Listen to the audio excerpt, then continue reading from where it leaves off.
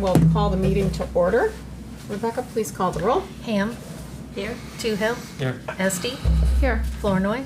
Here. Gandy. Yes. Kness. Yes. Rowe. Yes. Great, thank you. Council, are there any changes to the agenda? Anybody have anything? Not? Okay, we'll move on to the consent agenda. Approval of the minutes of the August 12th, 2024 council meeting. Approval of the August 16th, 2024 payroll in the amount of $163,846.96. Resolution authorizing fund transfers. Acceptance of the Environmental and Franchise Utilities Committee minutes. Acceptance of the Water and Sewer Utility Committee minutes. Acceptance of the Library Board minutes. Resolution of employment in the Fire Department. Resolution of employment in the Park and Recreation Department. Approval of ACH payment to the Department of Revenue in the amount of $1,160.18. Approval of total claims in the amount of $352,540. We have two claims above $75,000. Woodruff Construction for step 3, $118,354.80. And our healthcare premiums to EBS of $80,292.07. Move to approve consent agenda. Right, moved by Gandy. Second. Second by Kness. Any discussion? Seeing none, please call the roll. Gandy. Yes. Kness. Yes. Rowe. Yes. Esti. Yes. Toohill. Yes. Flournoy. Yes. Ham. Yes. Alrighty, we will move on to public forum and appearances. And we've got several tonight, so as concise as you can be, we're gonna try to keep these, we'll see, the first one might take a little bit longer, but we try to keep the rest of them to 5 minutes. Before we kind of open a forum for the compost site, I wanna mention a couple things. Really looking for ideas for the council to take back and think about. We know that it's caused some heartache and some heartburn for people. We're all getting emails and getting caught at the grocery store, so we understand we understand that part of it, definitely. So if you've got good solutions, please share those with us tonight. I have spoken to Joe, head of the street department, and he has agreed to, for those who might have a pickup load in the back of their pickup of waste or tree limbs, etc., he is planning to open the city shed on September 7th, which is a Saturday, from 7 a.m. to 11:45. So that's at 1002 West Jefferson. This is not the compost site. This is where the city shed is, where they work out of and they have their equipment. You will be able to dump your load there. Joe's going to be there. This is going to be a one-time only in September. So again, that's September 7th, 7 a.m. to 11:45. So if you've got a pickup load, at least you can get rid of that here in another week and a half. And then our normal brush pickup will start on Monday, October 7th. That'll be the normal time. And then over the next 2-3 months, however long it takes, we're gonna still be talking about this issue and try to get some resolutions that's satisfactory to everybody. So with that, I'll open it up. Does anybody want to speak regarding this particular thing? If you wouldn't mind coming up to the microphone, tell us who you are and what ward you live in. Jason Taylor, I'm in Ward 1. So I'll just start by saying I really appreciate the value of this service that we have in our community, and not only personally me allowing to maintain my yard, but being my neighbors to be able to maintain their yards and deal with that. So I would like to participate in finding a solution for us to keep this open and a service that's really good, I think, for our community. So that being said, I was just looking at some other cities and how they've dealt with this, small cities to larger cities, and one thing I thought was interesting is that several cities have a very clear definition between leaf litter, lawn litter, that goes this place, and tree debris goes in a completely separate place. I've used the site quite a bit, and I know that when I go in, I usually am very respectful. I pick up trash, and it's been mixed in with somebody else, and I take it back with me and make sure it's compacted. I've actually picked up logs from the front and taken them home and split them and used them for firewood. And I find it to be a really good resource. But I understand it can be really problematic to get rid of if they're not, dealt with in a certain way. So anyway, that was something I thought was interesting. I thought just, anyway, but broader, I would love to participate, even if there's like a separate roundtable or something we can, we do brainstorming. But very clear rules. Like I know that there's signage out there, but I don't know. I'm not really even though I've used it quite a bit. I don't know that what we expect citizens to be able to do, or what their requirements are. And the other part of it is, what are the options if we close this down permanently? What are we going to do? Because I can see the idea of increased pickup times, but let's say we have a pickup and then we have a storm, and we wait 2 months and have a pile of litter on our in the right of way, killing the grass, whatever. Right. Increased cost for pickup from the city to have to go send a crew out, and anyway, I have a whole list. Yeah. But So those, just so you know, those are some of the things that I spoke with Joe about too, and, Yeah. and he recognizes also that, these kind of things happen. Yeah. And so how are we gonna deal with those? So I feel like I can probably just maybe send you guys an email, like things I have instead of having to sit here and go through all of it. Okay. So Yeah, and if you wouldn't mind connecting with Terry, give Sure. her your phone number so she can stay connected with you. okay. And as this gets going a little bit more, maybe you Awesome. wanna come to a meeting or All right. something. Thank you. Okay, great, thank you. Is there anyone else? Come on up.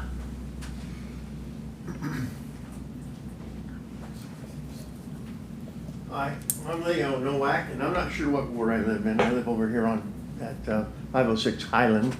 I will tell you that I've got a lot of experience working around city government. My biggest complaint on this is that I don't see how we got our notice that you were going to close it without even. I mean, I took a trailer full of trash. Not trash. Of limbs and greenery down there, and it was just closed, and people were throwing it over the fence and everything else. So I know it wasn't probably legally noticed to everyone, or people wouldn't have had to do that. And if you go on Facebook, you can see that there's a lot of upset people. Now I realize you've got the right to change ordinances, however you change ordinances. But if you look at the ordinance, it says that will be open in accordance with that ordinance on Friday night till Monday morning, and on Wednesdays for people to go get that. So that's what should happen until you notice everybody properly. That's what should happen. And it's really about all I got to say about it, other than the fact that I know you've got the right to do it, and we've got the right to boogie out. That's really how our city government works. But you're supposed to represent us, I think, and I know you're going to have your own opinions, but our opinions matter too. And with that, I just say thank you. Yeah, thanks, Leo. And thanks to both of you, because I know you're neighborly, and I know you help your neighbors, particularly in this issue. I know Leo picks up for his neighbors and brings out. I'm a Pickup. five loans for free, and I've got to do something like this stuff. So anyway, again, I appreciate you being neighborly. And does anyone else want to speak? Okay, so appreciate it. Again, I think Joe is very open to problem solving. I think the council is too. It's just we haven't found the right resolution yet, and hopefully we'll have it figured out in the next few months. So, and I think probably if we have some winter storm or whatever, I think it's going to be normal procedure at this point, as best I can tell, that, if we had something major happen, our city crew probably would be going out there. Can I just ask one thing, Connie? Yeah. We all properly notified? Were the citizens properly notified? Well, I don't know that they're. If not, you should reopen that. Yeah. Okay, so that can be a discussion point for the council. And you want to talk to Joe and Melanie about that tomorrow? Okay. Because I don't have it clear in my mind how the ordinance is. Do you know, Mel? There isn't one. Okay. I didn't think there was one either. Well, Yeah. I couldn't remember. If we had one, we would have. It's not an ordinance, so Okay. Yeah. it's a service that's not provided by our code of ordinance, so, other than the public meetings, but, I do have something in my project report that, Brett and I are excited to share with you that, might be a solution for notifying the public, but, Okay. everyone's welcome to wait until, 10 o'clock tonight when we get to that point, and, we'll share that exciting opportunity with you. Okay. Okay. Mayor, I'm wondering if it would be prudent to maybe have it go, I mean, we've already had it at Environmental and Franchise Utilities Committee, but since there's more attention on it now, maybe having it go back and see if we can come up with some ideas. I don't know, I'm open to whatever, but I would. Yeah, I mean, I definitely, that's my personal opinion, Yeah. is that we have not found the right solution. Mm-hmm. And again, I think Joe's thinking of several different things. Yeah. Um, I know I've spoken to several citizens too who have some really great ideas, so Yeah. I don't know if it'd be worthwhile to have another committee meeting, but yeah, I mean, and I think it's going to take more than one. yeah, absolutely. So I think over time, as you guys meet on a, you can add that to your Okay. agenda. If you make So- that as a motion, I'll second it. Okay. I will make that as All right, I'll second it. Okay. She's, and move that we refer to the Environmental and Franchise Utilities Committee. great, thank you. And I second. And Matthew seconds it. Okay. Any other discussion? All those in favor say aye. Aye. All those opposed, same sign. Leo, why don't you call me? Okay, I just want to say, there is an ordinance, I read the ordinance, Okay. and I don't like being called a liar on TV. So I'll just tell you, there is an ordinance and it says exactly that. Okay. Yeah, we'll review that. Okay, thank you. Okay, thank you. Next up is Ahmed Moursi. Are you here? Yes. Okay. Would you mind coming to the microphone? And you have a water bill adjustment request. Can you tell us what happened? I was outside of the country by that time, and there was a snowstorm, and my house was vacant because I'm renting this house out, but there was no tenants by that time, and the house was in the market because I was selling it. Then after I came back from my home country, and I checked my kitchen water. I found that it's low pressure on the water. So I called the city. I have a low pressure. They sent someone out, and they found there was a leak underneath my house, and I wasn't aware of, neither me or my relative who was showing the house for the people. And after 4 months, I found the bill come to $7,000. This is the bill coming to me.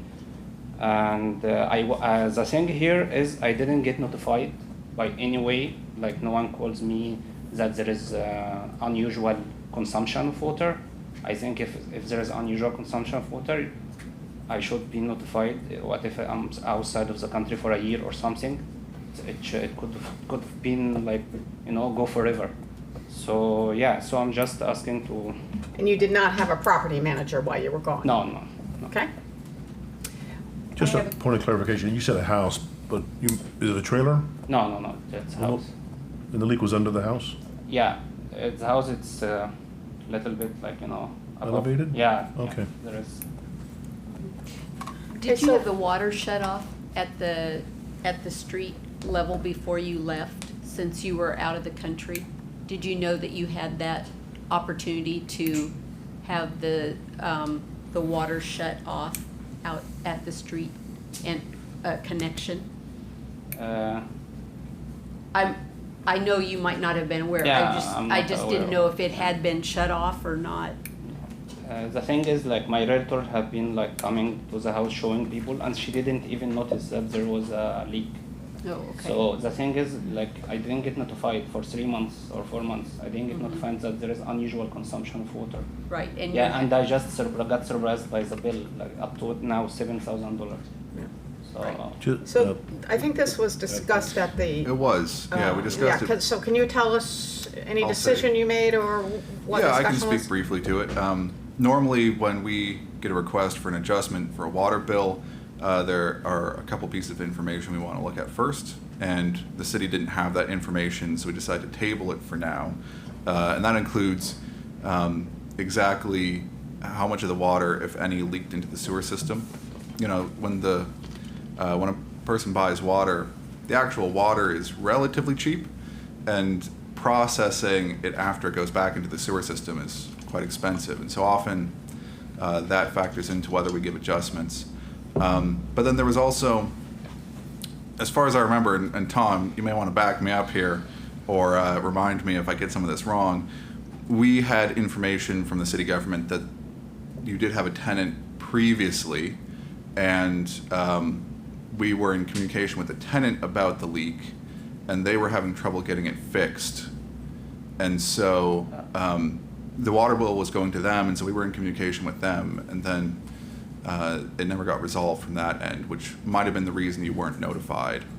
If I remember too, do you have this registered with the city as a rental property?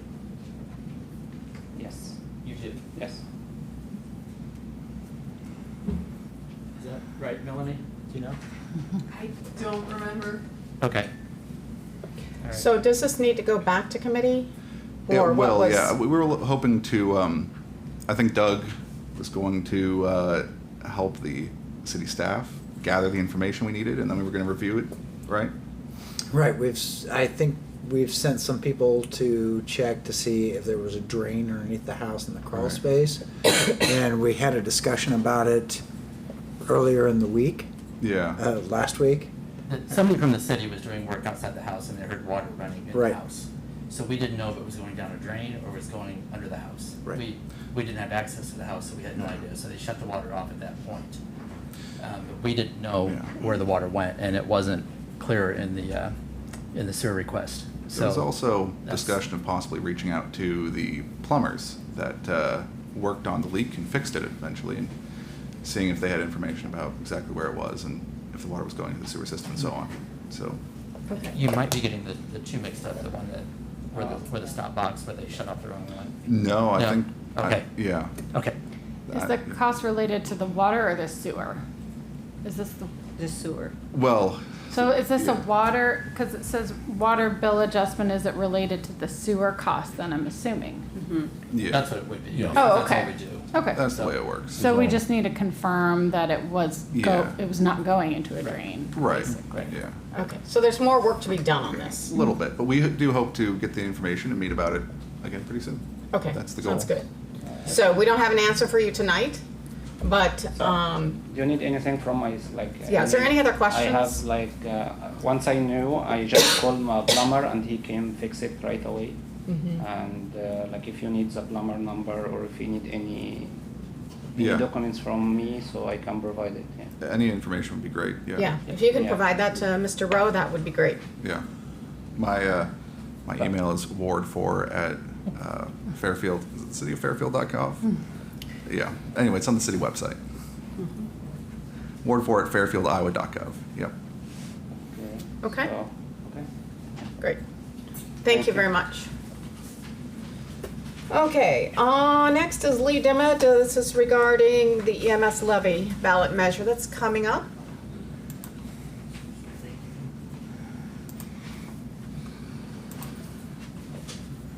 If I may, for just, whoops, sorry. You got 5 minutes, Lee. That's- Just letting you know. That's 2 more than I had the last time, so we're gaining. Just, if I may, for just briefly, for just a minute, Josh, would you stand up? This is Josh Heminger. This is our new Director of Operations at the Ambulance Service. He stepped into a difficult situation, is doing a phenomenal job. Great. Closely with Brett and with law enforcement, so I'd like to welcome him forward. if I may, Judy, can you pass those on down? The county Board of Supervisors is putting on the November 5th ballot a 75-cent levy request for emergency medical services. And it's requires a 60% approval, majority, and it's a 15-year levy, or has a 15-year sunset clause. So what I'm passing around there for you to look at is that currently the hospital has a 27-cent levy in place. Paul's well aware of this, as is Elizabeth. And that will go away here relatively shortly. And then we plan to reduce, if this passes, we plan to reduce our general supplemental levy by 48 cents. And then we're required by our code, House File 718, to reduce our general basic by another 32 cents. So overall, we're going to, the County Board of Supervisors will reduce our levy by $1.07.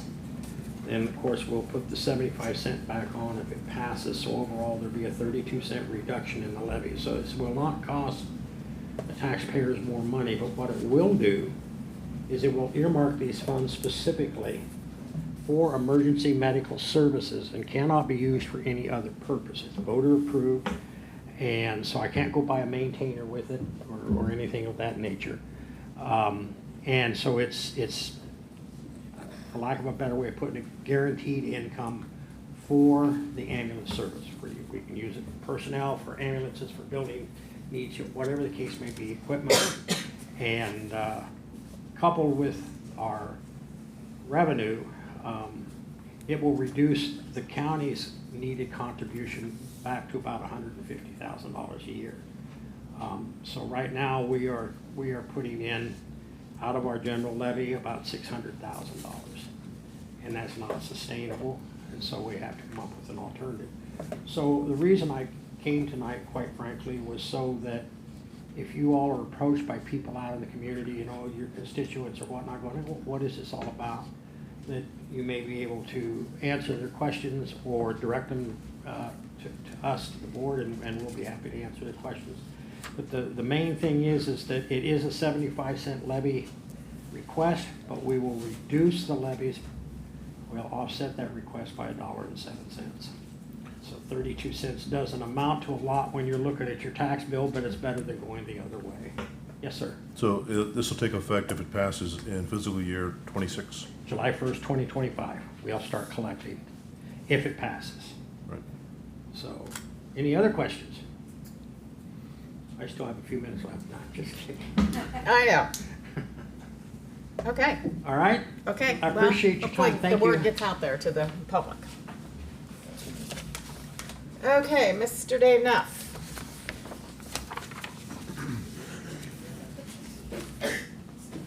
Good evening, and thank you for the opportunity to share what's happening at 112 South Main Street. You've all been aware of the projects that are going on. We've had a little bit of a stall with our windows because of a commitment to public schools that had only 3 months during the summer for window replacement.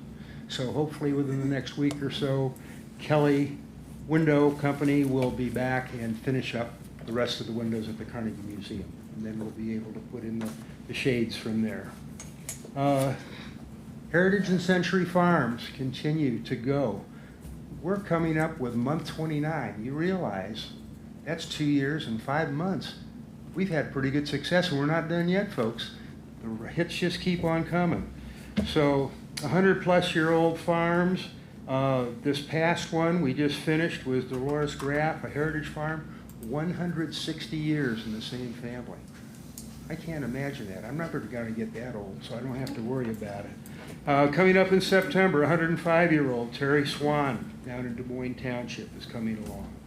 And we appreciate the opportunity to do a videotape, and family members sometimes will have 25 or 30 family friends that show up for the videotaping on that. We have some new display cases. We have some old things that need new homes.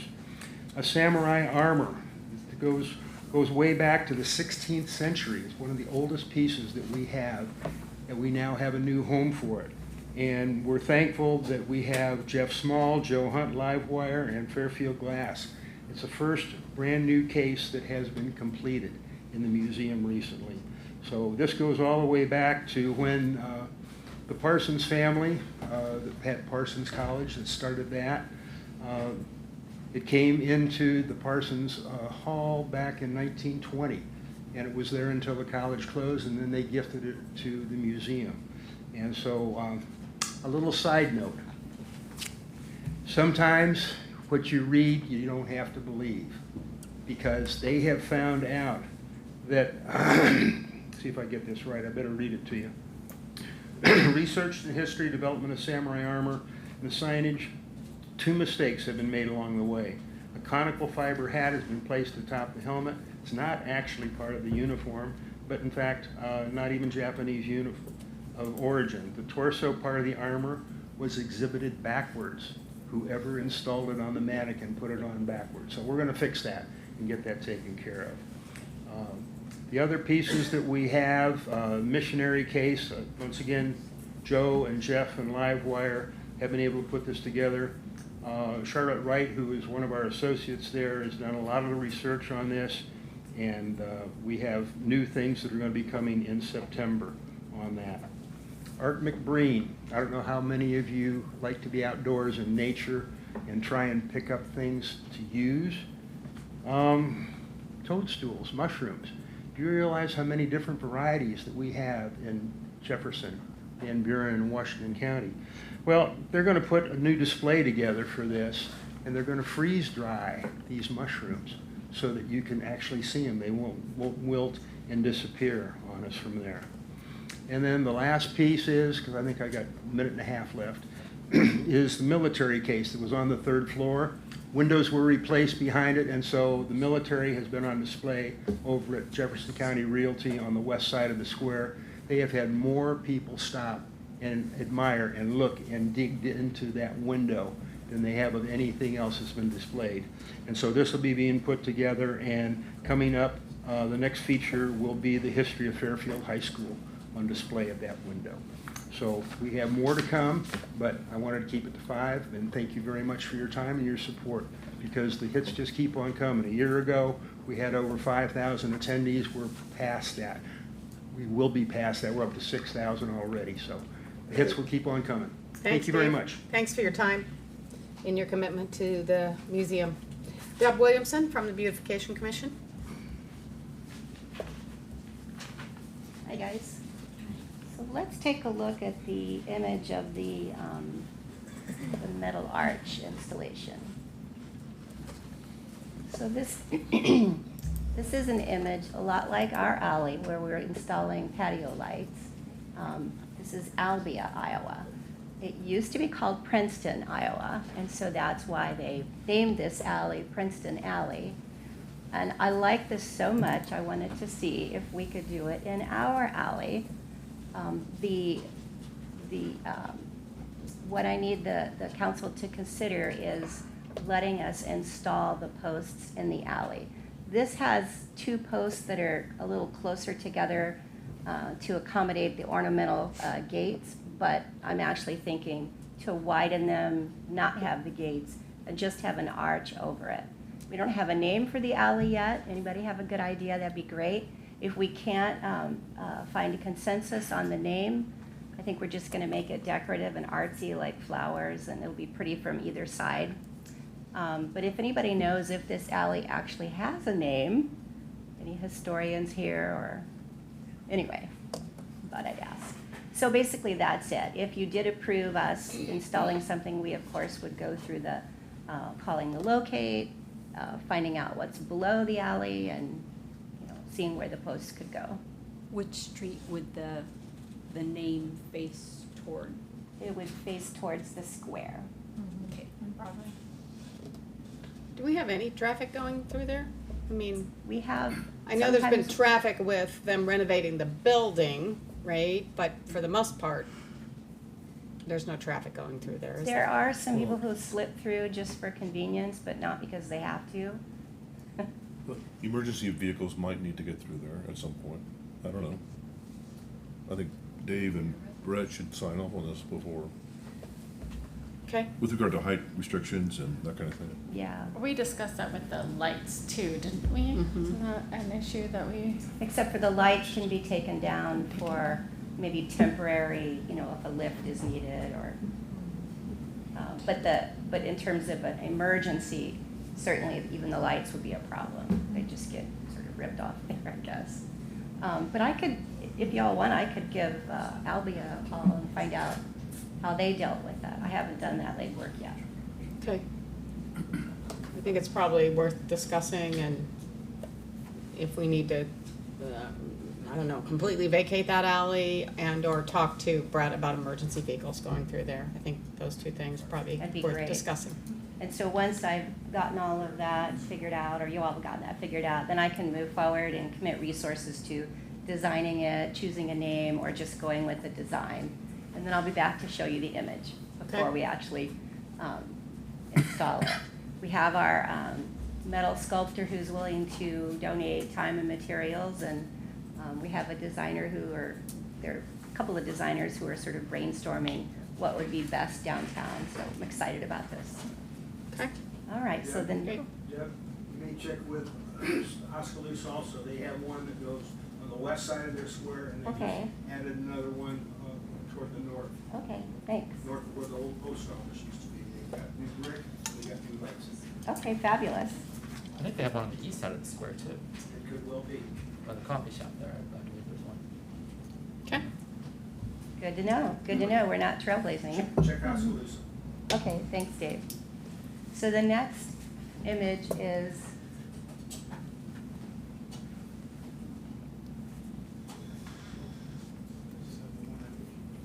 And I think you have to go It's a separate back. attachment. Is it Yeah, the it's separate. DOT Separate grant? tab. There it is. There you go. does this look like anything? Yes. The roundabout. Yes, it's the roundabout. So this is actually an image of a roundabout in Tiffin, Iowa.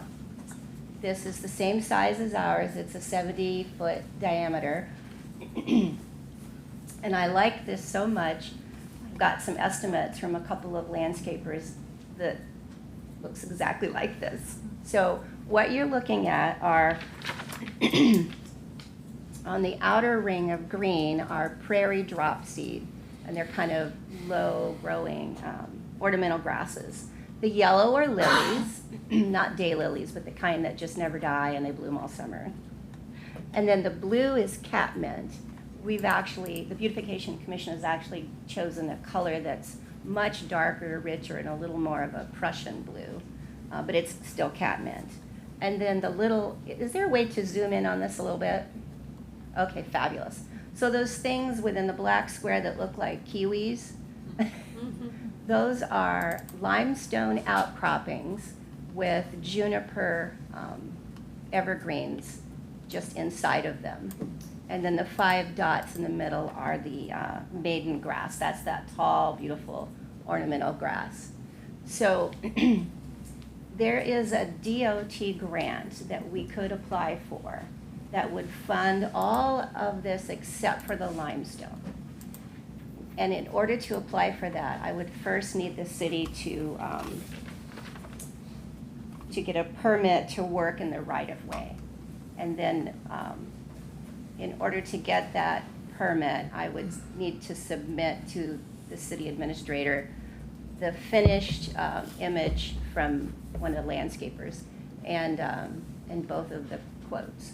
So we did get a quote from Oakwood Nursery first, but they couldn't include earthwork, stonework, stone placement, watering, compost, all of that due to lack of heavy equipment. So I called Tiffin and I asked who did theirs, and that's why they recommended Nolan Landscaping. They thought Nolan Landscaping did a great job, and they were able to do the entire installation, including 30 days of watering after the installation to really establish the plans. They applied for the DOT grant in February of this year, and their roundabout was installed this spring. So the grant, so let me tell you a little bit about the grant, even though that's not what we need tonight. So the funds available are up to $100,000, and that covers everything except hardscape. So the limestone outcroppings that you see, there are 18 of them. That's about a $7,000 uncovered expense. So the Beautification Commission would simply raise the funds for that. Or if we couldn't raise that, then we simply would have the plantings without the limestone outcroppings. The application for the funds is a 90-day process, and it's taken from an annual budget of $300,000, so it's first come, first serve. I think that's probably why Tiffin submitted theirs in February. I suggest we shoot for January, just to give it the best possible chance of being funded. The cost of the landscaping without the limestone is anywhere from $35,000 to $45,000, and that's easily covered by the grant. Okay, so what you're looking for tonight is the permission for the city to get the permit, Right. correct? And That's move it. forward with the grant.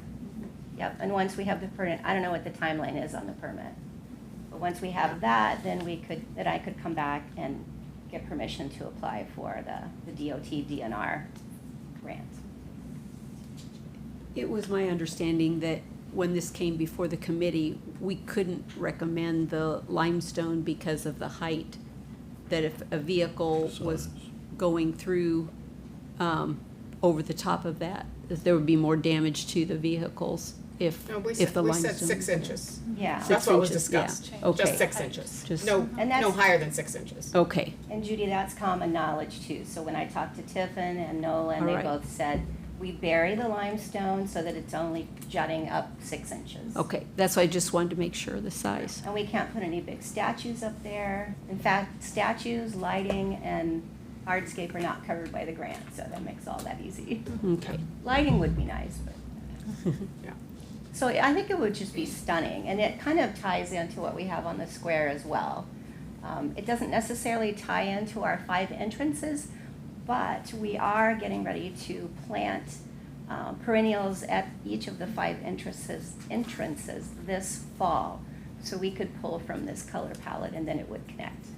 Great, thank you. So, Any other questions? Council, what's your pleasure? I would move to approve, I guess, approve the permit or Just the permit to landscape. permit to landscape Yeah. in the right of way? Yeah. Okay. Second. Okay, any other discussion? There's no match required on the grant? Pardon me? Is there a match required on the grant? Oh, no. Okay. Any other questions? And we're not discussing your grant application now? That Correct. you're coming back to the council to Yeah, discuss correct. that? You just, okay. Because there's always a possibility that during the permit application process, we have to modify something. Mhm. So we'll see.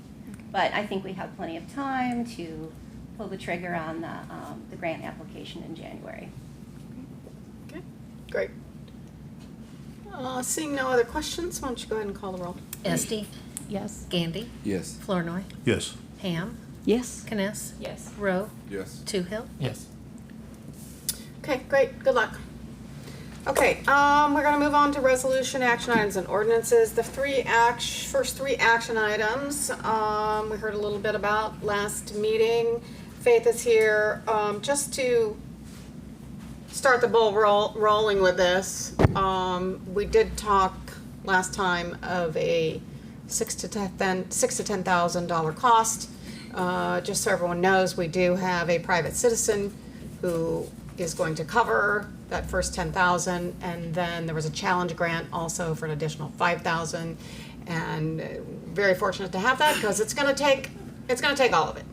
So, with that, I just wanted to let people know that the money part is on its way, so to speak, and then why don't you take each piece by piece? The attachment for action item 1, the approval of the strategies. This is just a condensed list of the strategies. So we have for requirement 1, climate action strategies, the energy efficient, healthy and resilient housing and buildings. And then strategy 5, community resilience hub. We'll have a energy resilient community resource center, hopefully. And then for requirement 2, public reduction or pollution reduction strategies, the indoor air quality monitoring, remediation, and then outdoor air quality monitoring. Remediation is required, and so we're still kind of mulling over strategy 2 in requirement 2, but we certainly want to do strategy 1 if council approves. That will be something when we're working with homes, we'll be able to do that indoor air quality monitoring and do that remediation at the same time. So we're talking about radon and mold and those kinds of things. Radon, mold, yeah. Okay. And I don't know if you guys, I think Faith left you some documents after the last meeting. I think regarding the Roosevelt building and a resource hub potentially, I think it explains it very well here, and if I could just highlight some of those things. We talk about emergency preparedness and after an emergency where we could use that building for a shelter, disaster recovery services, first aid, a heating and cooling center,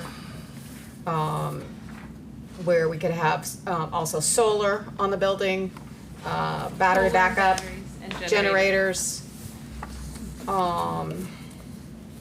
potentially non-perishable food, water storage, high-speed internet. The reality is we know that we could have a disaster at any time. We don't know which part of town it's going to go through. So if we have a rail disaster, we might need something on the south part of town.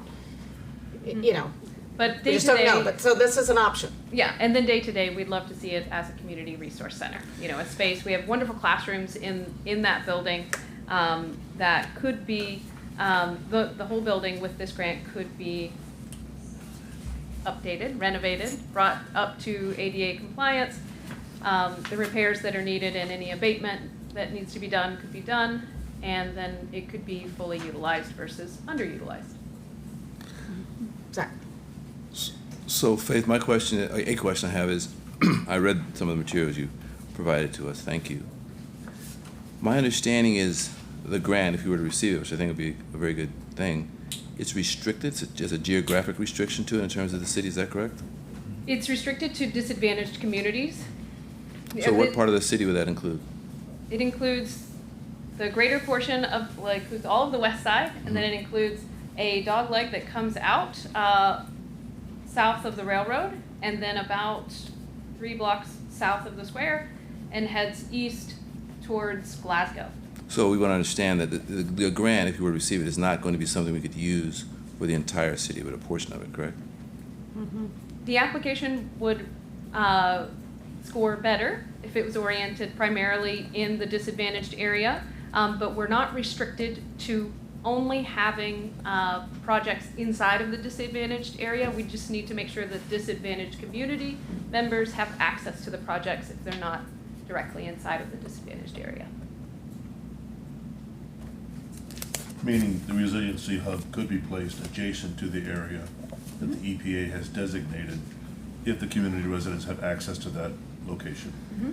But in this case, the resiliency hub is right in the west side that's been designated by the EPA. If council approves that as a selected building. Right. Okay, what other questions you have? How did you determine indoor pollution as, I'm just curious about the process. So there are four strategies under requirement 2: indoor air quality, outdoor air quality, water, soil, water, page soil. 11. Yeah, and so indoor air quality, because we want to focus around homes, and we're working with a building interior, that's an easy one. When it comes down to working with water, That will be a little more complex when it, having the contractors lined up, the permits lined up, and everything to take place within a 3-year period. Once you're awarded, you have 3 years to utilize the funds.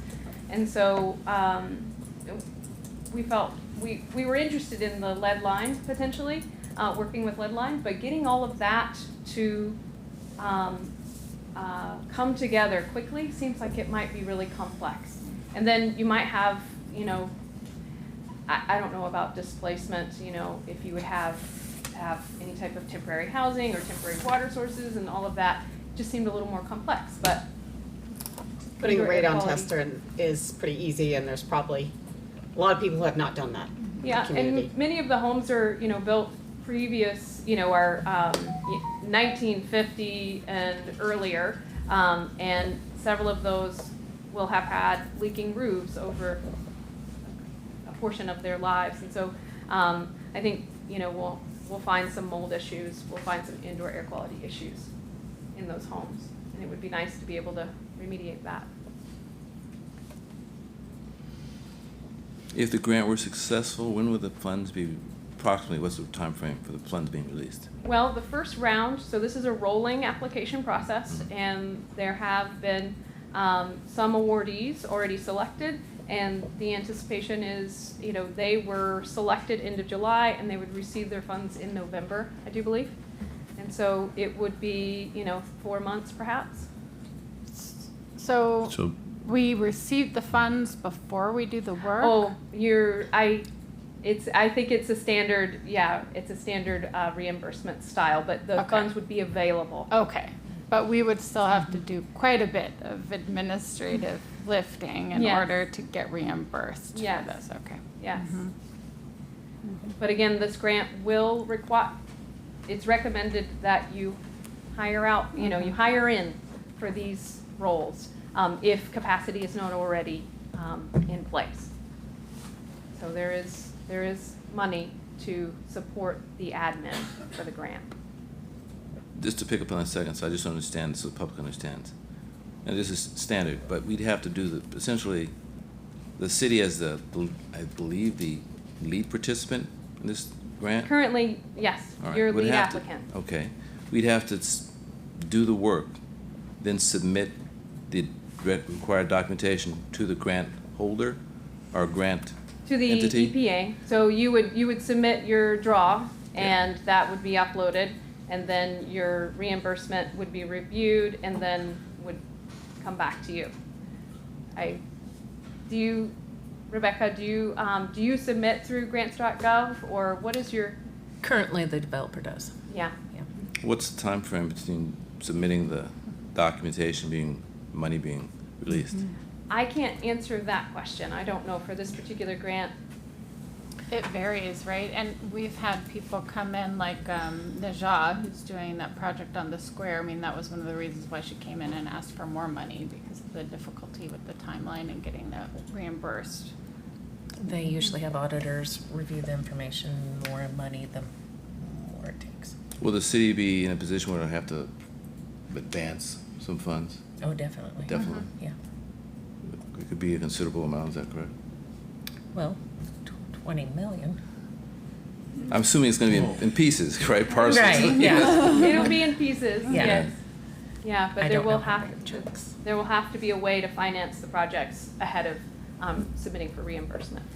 but when you did the garden grant, didn't you take a bridge loan and We did. pay for the materials? The city didn't pay for it. The grantors or grant writers took a bridge loan and they paid for it themselves. They paid the interest on the loan and they reimbursed themselves. Does it matter that we Is that what weren't we the would do? applicant? We Sorry? were pass-through. Is that what we would be doing in this situation? That's one of the options. I would presume that that's the way we would do it. But we're the applicant. Right. Yeah, In that particular grant, Does that not make a difference? the community block development We're grant, applicant you on that were one, the right, too. primary applicant and we were the sub-awardee, the Sustainable Living Coalition was the sub-awardee. But we're not gonna have that in this case. We'll have like a partnership, but it's not like it's a pass-through grant like that one was, where it's like we kind of just facilitate, the exchange of funds, right? Or is that? They do label you as a pass-through for the lead applicant, but I'm sorry that I don't have clarity on that right now. That's really But a bit. on the community grant, wasn't the city was the lead applicant on that grant? They were. Yes. So it's the same situation there as here. Yeah. So we Same with would the be child care applying, center, CDBG grant. Yeah. Sorry? we would The be lead applying applicant. for a loan? Then, I mean, However, they did it. Well, no, whoever the is city can having apply for a loan for that grant. the work The sub- done. it would be us, right? Well, you are responsible for the administration of the grant. You're responsible for all of the compliance and the reporting. But you'll have your statutory partner who will be a sub-awardee. That's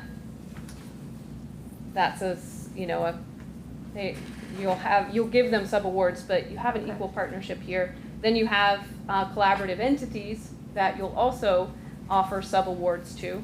Okay. And so if it works like the CDBG grants, then they would cover their own initial cost for projects and then submit their reimbursements or their draws to you. Through us, and then we organize it, okay? And, But Are they on would the board? city be the primary project manager for the Roosevelt Center? I mean, I would think you would. And so that project. And Terry, with the Community Child Care Center and your grant, because it was a larger grant, not as large as potentially this, but you did have some financing lined up locally, correct? Mm-hmm. Yeah. So I would say there is potential that there might have to be some type of temporary financing. Potentially. But the city we wouldn't don't know. necessarily be the applicant for that. May or may not be. That'd be- but should we check with, those sub-applicants and make sure that they're prepared to, Well, for those financial have- yes. outlays and, okay. We so they already will, know. we will do all of that, but Okay. we haven't confirmed anything. Yeah. I think the And question. so I'm trying to be really cautious not to get Yeah. ahead of anything, but I will make sure Right. that everyone is aware. Right. I'll become fully aware and I'll report to you about that, and then I will make sure they are fully aware. Well, if we're Right. gonna be, second action item is, the recommended statutory community-based organization partner. If we're, not to get ahead of ourselves, if we go forward with that, then we're basically saying you're our partner, and then, so I don't know what is getting ahead of what, because it seems like there are quite a few things here. So the first thing that you're gonna approve is, do you like the strategies? Number one, are the strategies okay? Are we fine to move forward with collecting budgets around the strategies? Are we fine to continue doing the work to develop out these strategies? So is there a motion to approve the strategies? I would make the motion to approve the 4 strategies outlined in the recommended strategies to attract 1 application. Okay, moved by Flournoy, is there a second? Second. Second by Gandy. Any other additional questions? No, please call the roll. Flournoy, Yes. Gandy, Yes. Ham, Yes. Rowe, Yes. Toohill, Yes. Kness, Yes. Esti. Yes. Okay, the next action item is basically your first partner. Your only partner, your only equal partner. They're really clear on, it's just the two of you that are the partners, and then the others are collaborating entities. Is there anyone from CETA to No, accept this partnership? we have consulted with CETA twice, the executive director, Brian Dunn, and Jenna Plenner. We met with them last Friday and received their confirmation that they are willing to be the statutory partner. They would like to be a full participant in the planning of the role that they would play, the weatherization audits, the weatherization work that they would do. So as soon as we have the two of you confirmed, you would need to enter into a binding agreement to be the partnership, the statutory partnership. And then I feel as though we need to have many work sessions understanding what this partnership is, what the roles are. That will need to be in the in the agreement as well, what roles each entity will play. I don't know if y'all had time to read it, but I think Faith had a good, a summary of why they suggest CETA and not other potential organizations in our community as the main partner. Definitely some of these other nonprofits will no doubt be utilized, but CETA is a strong they are a strong statutory partner because of their, they handle large grants. They work with the DOE around their weatherization grants, so they're accustomed to handling large grants. This would not be new to them. They have strong relationships in the community that we're wanting to serve in many ways. It is a good question, though. If there's consideration of a recommended statutory community-based organization partner, I think we want to see a representative of the organization to speak to it. Sure. Tonight, or whenever, before we They're make the not here tonight, yeah. So, how do we know that they're willing to take this on? It's just my word that I'm offering, yeah. So. Is this how Well, soon? if it's any help, I was at the meeting as well, and they affirmed that they wanted to be the statutory partner. Have any of these other possible organizations been approached? Grow Fairfield, Pathfinders, RC&D, or Area 15 Regional Planning Commission? So Area 15, I've reached out to Area 15. I reached out to Chris Bauer maybe, 3 weeks ago, a month ago, to see what role they might be interested in playing. They could be a lead applicant.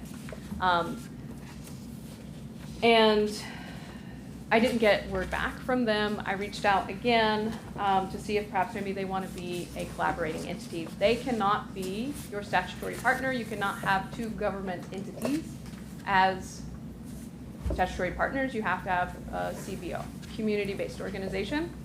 Grow Fairfield has, wonderful work in the community around housing.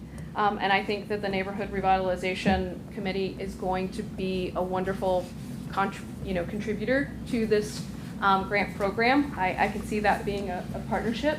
But I think that when you're looking for someone who has deep relationships in the community, doing the type of work that you would like to do with this grant, Habitat for Humanity comes up, the well comes up, bridge comes up, but they're not necessarily at a capacity level that would warrant them being a statutory partner. I don't know how many employees CETA has, but I can see them being able to support it more because they have a bigger staff, like Grow Fairfield is very small. Well, and they also have experience with this kind of money. Exactly, yeah. And it's pretty clear to us that at this point we'll be hiring maybe half a dozen people, experts, to be project directors, financial analysts, administrative analysts, administrating the grant, the whole 9 yards. I mean, we're not going to ask CETA to get on here as a statutory partner and put a work on their shoulders. Right. We're going to hire people for them And to. they'll have funds to hire do the people work. themselves. Is this something that the Ways and Means Committee, this matter that the Ways and Means Committee discussed at its last meeting when reviewing the We grant? discussed the grant writing.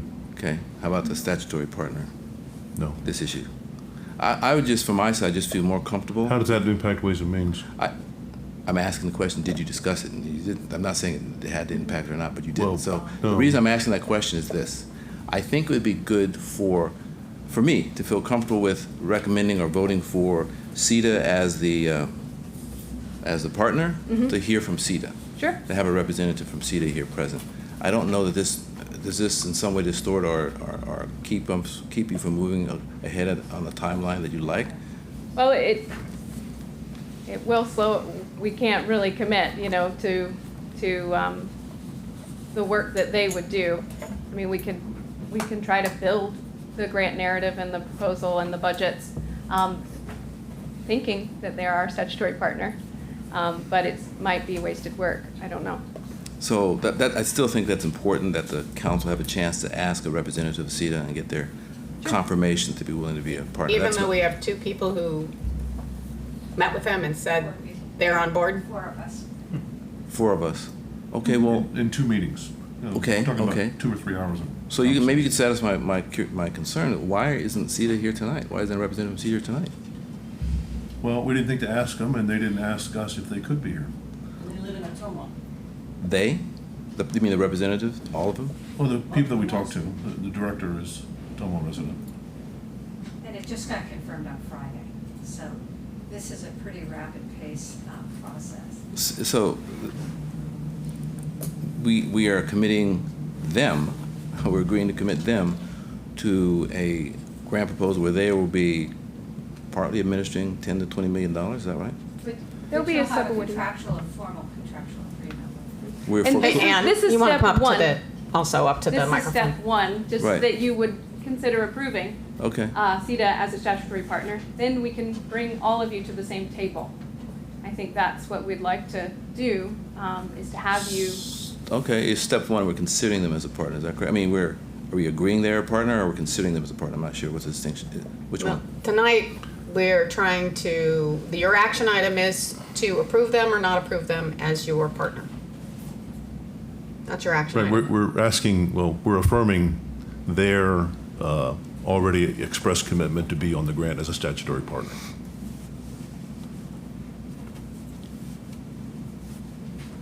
Okay, thanks. Okay, so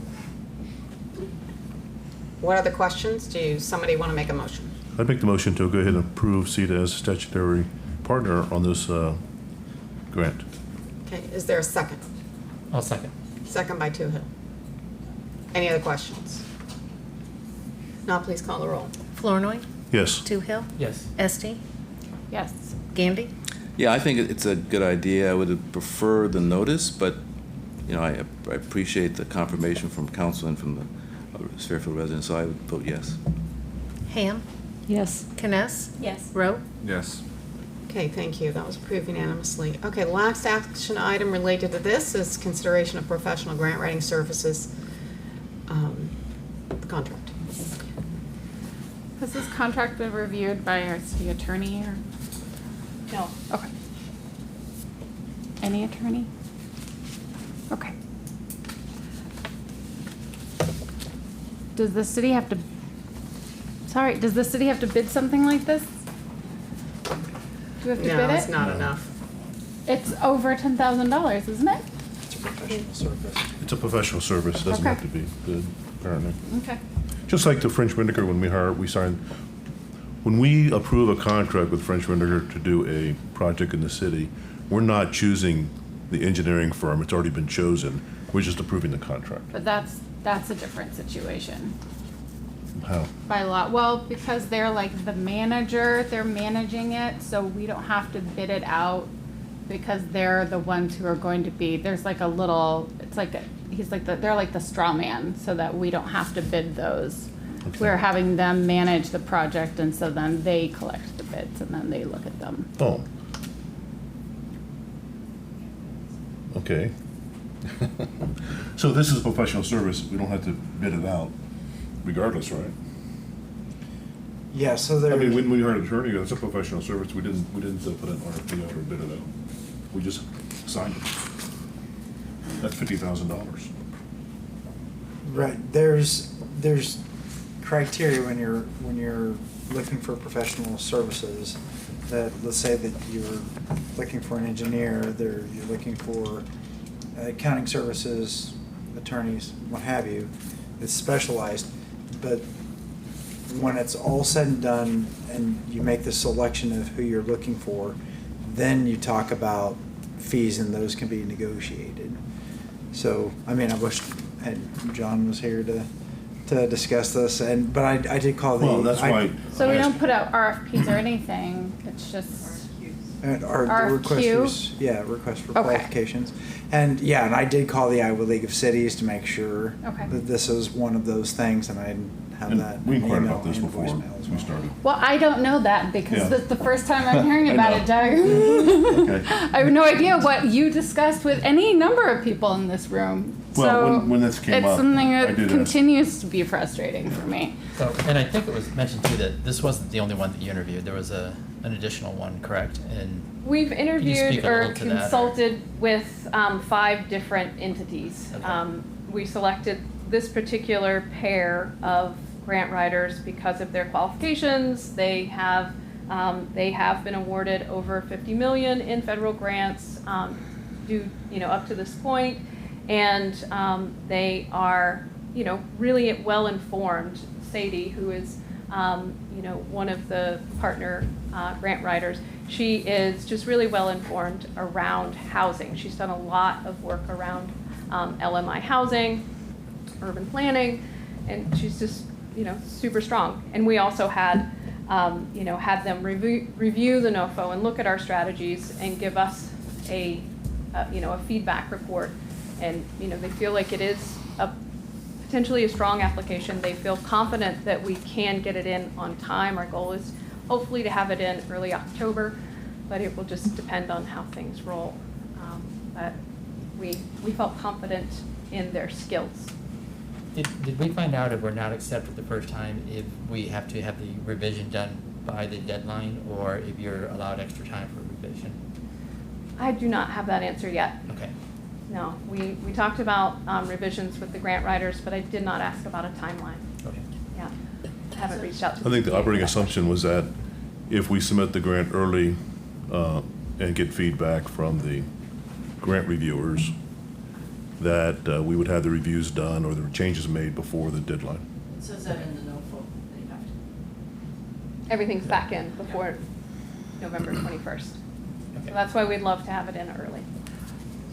I'll approve I would make a motion to approve the contract contingent on having our city attorney review it. Great. Okay, I'd second that motion. Okay. Okay, so there's been a move and a second to approve this contract with John approving it as well, reviewing and approving. What other questions do you have? Well, if he's gonna, I don't know if he reviews any of our contracts, to tell you the truth, before we approve them, but if he's gonna review this one, then I'd like a date certain when he's gonna have it reviewed and signed off on so that we can proceed with signing the contract and moving forward. Because it like, looks like by the your end of this timeline week? starts September 3rd. Great. Is he available? Yeah, is he available this week? He is I out don't know. of the office currently. That's what I was wondering, because, And possibly, forgive me, but maybe we amend it to have legal review. Sure. I would amend my Does that- motion just to have some legal review by, Other than Cody or somebody to look at it? yeah, Or somebody. Okay. He's out of the office, but just I do think John has reviewed a number of our contracts. Our city attorney has reviewed a number of our contracts over the years, so I don't have any, if he's available, I don't have any problem with him or have any question, he'd review it, but legal counsel is a fine substitution. Okay. Yeah, and it's reasonable that, hey, it needs to be done yesterday, so to speak, on this timeline. So, okay. So, and Doug, you're okay with that friendly amendment there, of just legal review on the second? Yeah, that's fine. Okay. Do you know, it mentions that in here, that they, of course, they work for multiple clients and sometimes it could be from the same funding sources. Are they working on anybody else with this? Do we know? We do not know. I do not have any indication they're working on the community change grant for anyone at the moment. This Okay. was a new review for them. This Okay. NOFO was new Just to was them. curious. My impression from talking to them is that this is the first time they saw this particular NOFO. And if they were working on a community change grant for another client, that would be a conflict of interest, I would think. And they would reveal that to us. I think they would reveal it to us, but I don't think it's a conflict, provided that we're not, capacity is there and all of that. But this NOFO was brand new to them. They had not seen it before. So I don't think they're working for anybody else. Yeah. Okay. They just do state that they work for multiple clients, many of whom apply for funding from the same sources. And they quote, "The funder is awarding dollars based on multiple variables, including the community need, the efficacy of the project, and the organization's capacity to implement, deliver, monitor, and sustain the project."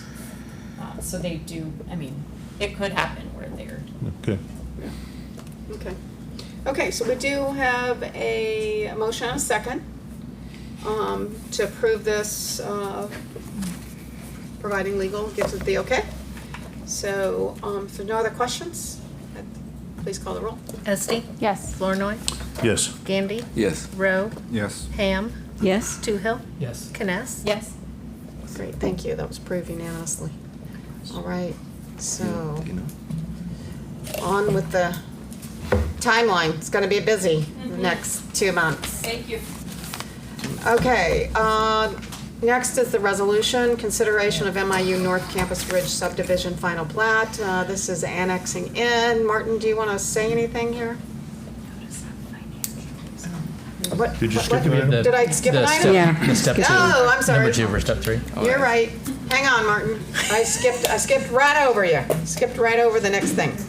It's a change order number 2 for step 3 bid package. It's related to the lift station. Looks like they need dates extended and about a little over $4,800 in additional funds. Point of information, Mayor, I've heard this term used over, what is a NOFO? What is it? Oh, notice of funding opportunity. Sorry. Notice of funding opportunity. Okay, thank you. Okay.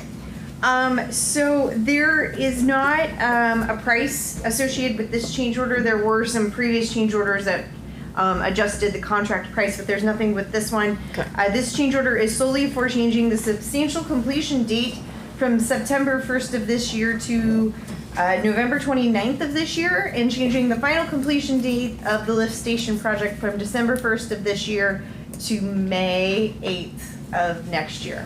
The reason being is the generator and the main electrical panel has been significantly delayed, and that is all included in that packet. We get monthly updates, and the delivery date changes often from the supplier, and we are at their mercy. I will say that this the contractor and McClure have done everything in their power to get this delivered. Shop drawings were approved in a timely manner. There were no change orders or anything like that that caused this delay. This is simply the manufacturers delay this. Part of getting this approval done now is that getting this approval will allow us to submit this to EPA, because this will delay our timeline and our completion dates for EPA. There's nothing we can do. I mean, we can't.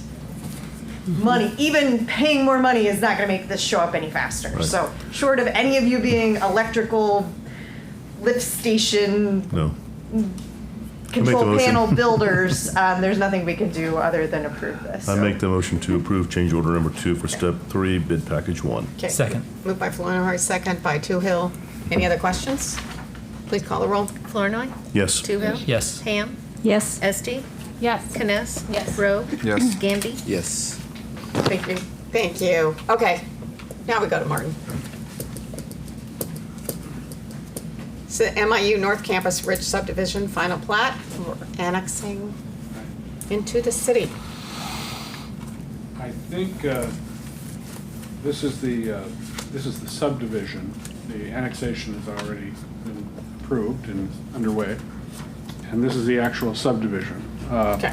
We've been through an initial meeting, and then planning and zoning, and then now the final plat signed by the surveyor is in the city's hands, and so the next step is to record it after this meeting, along with a couple other documents like the homeowners association and any covenants that are going with the land.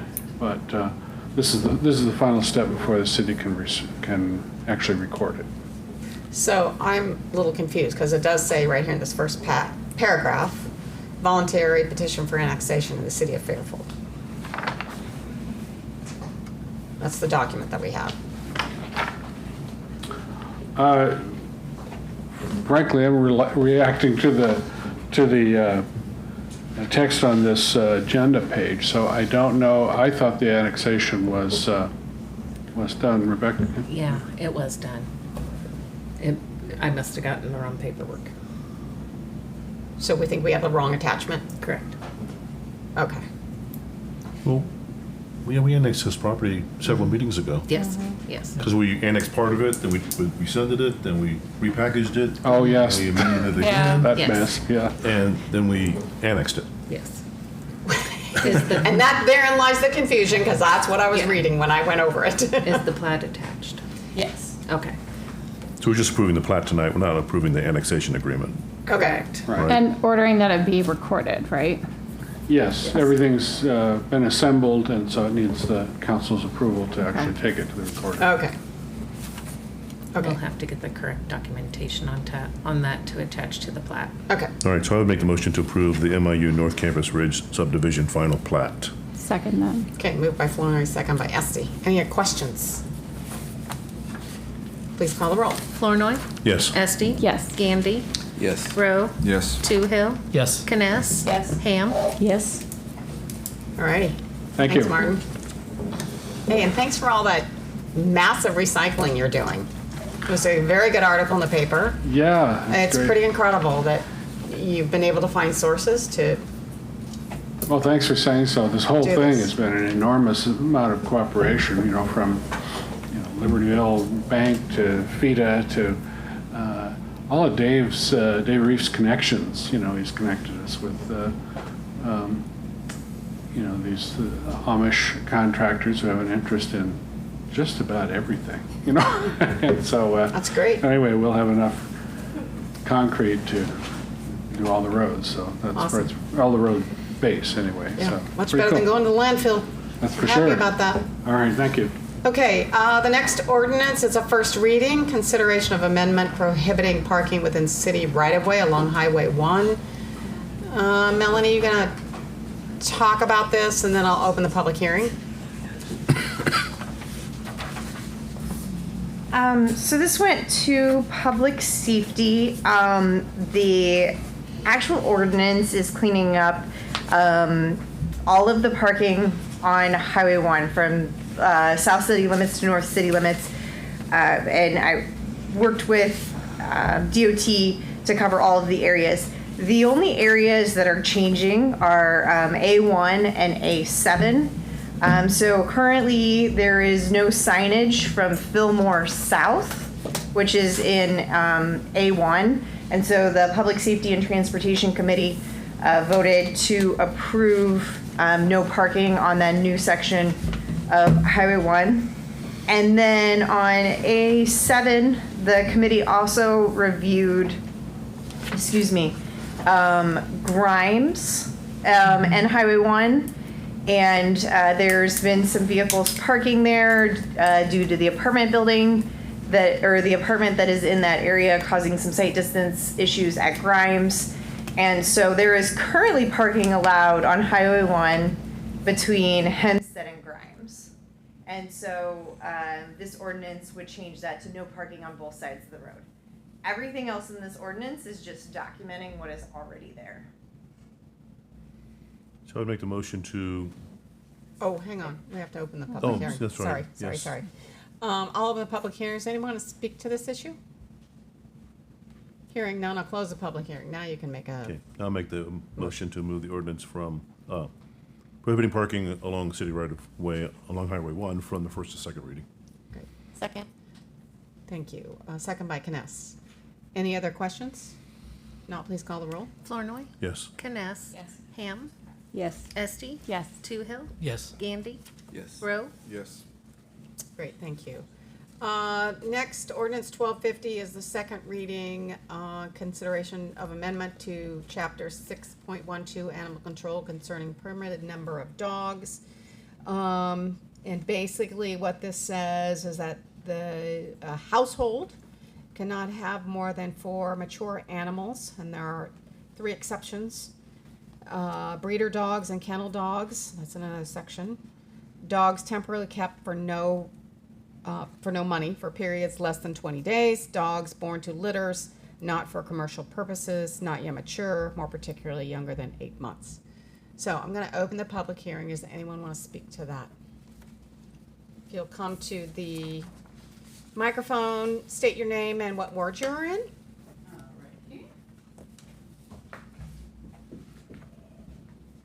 My name is Rachel Brower. I am 1st Ward. And good evening, council members. My name is Rachel Brower, and I'm here today as a concerned parent and citizen of Fairfield. I love our community and want to ensure it remains a safe place for all residents. I appreciate the council's effort to improve our community, but I'm deeply concerned about the focus of new regulations when it seems we haven't fully addressed the enforcement of ones we already have. On August 12th, my daughter Bixie was viciously attacked by a friend's neighbor's dog that managed to escape through a broken fence. This attack resulted in severe injuries. Bixie suffered multiple puncture wounds, required stitches, and has been in real pain ever since. And I'm going to pass this around for everyone to take a look at that. As terrible as this incident was for my family, what's further frustrating is that this was not the first time that this dog attacked. I have since learned that at least 2 other people reported dangerous encounters with this same dog, going back as far as 2022. Fairfield's dog ordinances are designed to ensure our community's safety. For example, Section 61470 mandates that dangerous dogs shall at all times be kept securely confined within a cage or other enclosure approved by the mayor or the city's designee. Additionally, Section 61480 explicitly prohibits keeping or harboring vicious animals within city limits. According to this section, any animal that has exhibited vicious tendencies such as attacking, biting, attempting to bite, or belligerently pursuing any person without provocation is considered a vicious animal and should be removed from the city. Given this clear language, it's deeply troubling that despite a documented history of aggression, this dog was not removed or restrained in a way that would have prevented the attack on my daughter.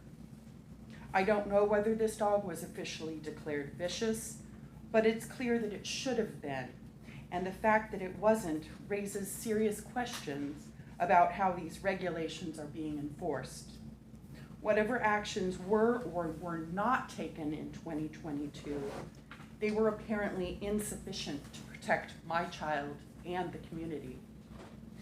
In light of the serious nature of this incident, I'm left wondering, why wasn't action taken sooner to enforce these existing regulations? How was this known threat allowed to persist until it led to such a painful outcome? The lack of enforcement not only failed my family, but also put the broader community at risk. I understand that the council is considering a new ordinance limiting the number of dogs a person can own. While I support responsible pet ownership, I urge the council to first address the failures in enforcing the current laws.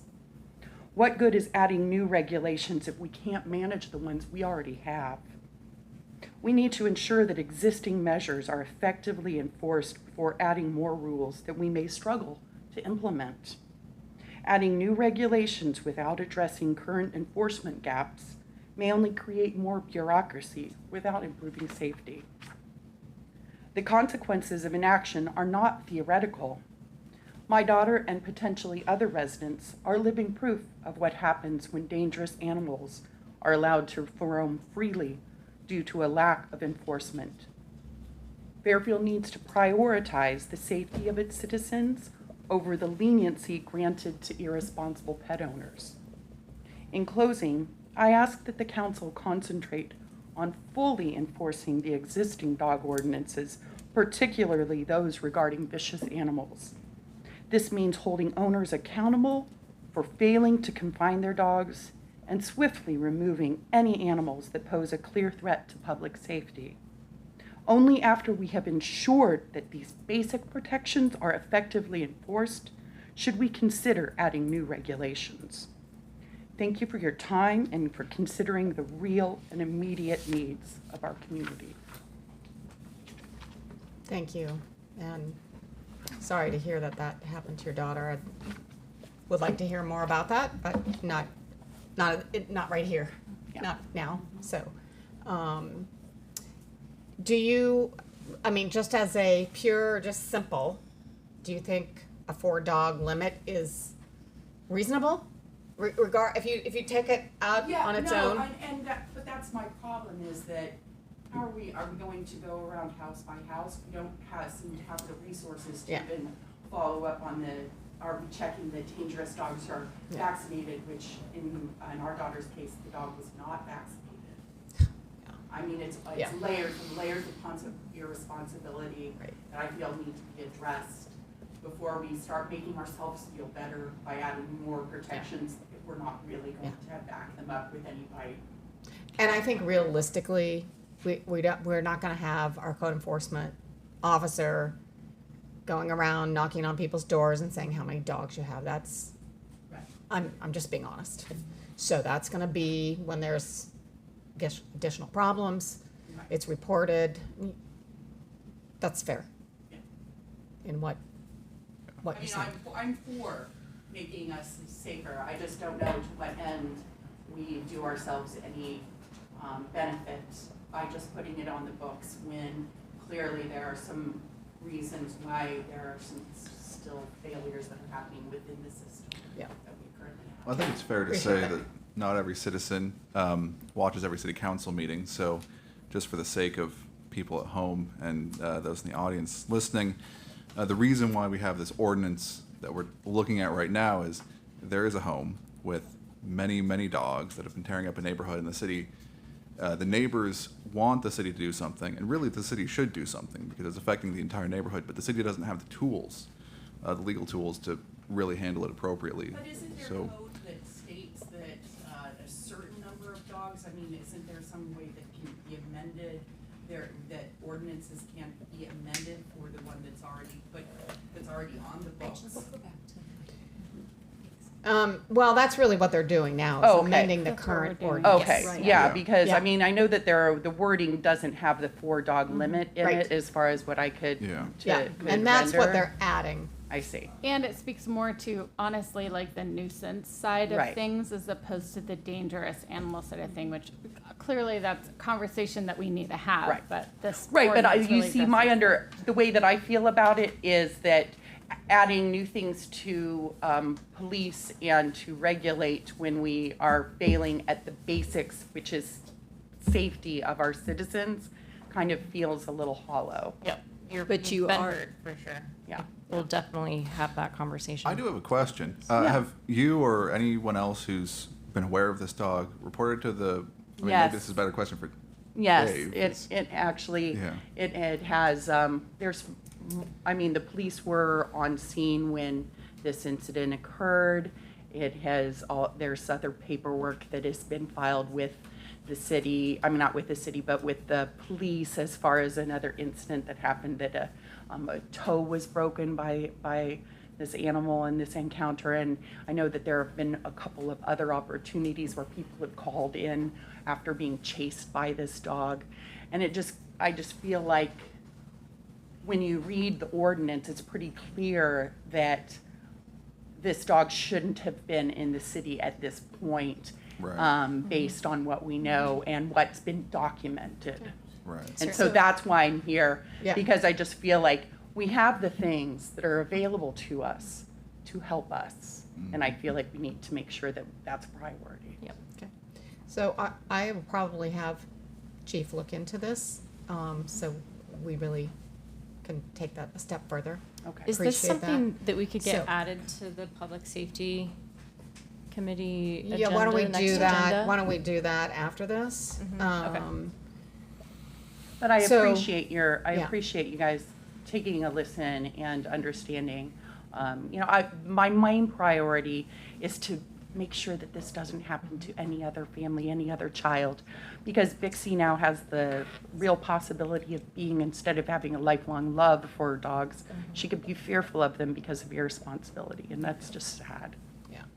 Is there anyone else that want to speak to the number of dogs? Okay. If just come up, please come up to the microphone. And state your name and what ward you live in. I'm Wayne, I'm not sure what ward. I would also just agree with that. I think there's plenty of families that peacefully have 4 dogs, and I would hate to see them do that illegally at this point. And I would ask you guys just to, you know, pause that, reconsider it for a while. And I agree with what she said. You know, if we have things in place we can do already, just to look at that rather than make a rule that could harm families. That, you know, now they can't have that 4th dog. Plenty of people have lots of dogs that aren't a problem. So that's Okay. well enough. Thank you. Anybody else? Okay, seeing none. This is the second reading. Council, do you want to pass this through to the I'll third make the reading? motion to amend chapter 6.12 animal control concerning permitted number of dogs from the second to the third and final reading. Okay, is there a second? Second. Okay, second by Rowe. Any discussion? Did I close the public hearing, by the way? I don't think so. Yeah. And just to point out. If I think didn't, the I'll reason we're- officially close it we're now doing because we this- are voting. The reason we're doing this is because the house that Matthew referred to has 30-plus dogs. And at the time, we couldn't do anything specific about it because we didn't have an ordinance in place that had a number listed. So it is a real issue in that particular location. And it's not always an issue. So, you know, if nothing is we're not going to go out searching, you know, doing a head count of dogs. So if nothing is an issue, then, you know, it probably won't be enforced at that point. But it will be there and it will be available to enforce when needed. As a rule, the city law enforcement doesn't really have the resources to hunt down random animal situations in houses. Right. We'd only look into something if neighbors start complaining and there's a real issue for the neighborhood. So. And this will allow that Yeah. to be enforced. Right. I'll also point out too, because I was curious about this, and I asked Becca, you know, just based on the number of people who have registered their dogs, there are only 2 people in town who've registered more than 4 animals.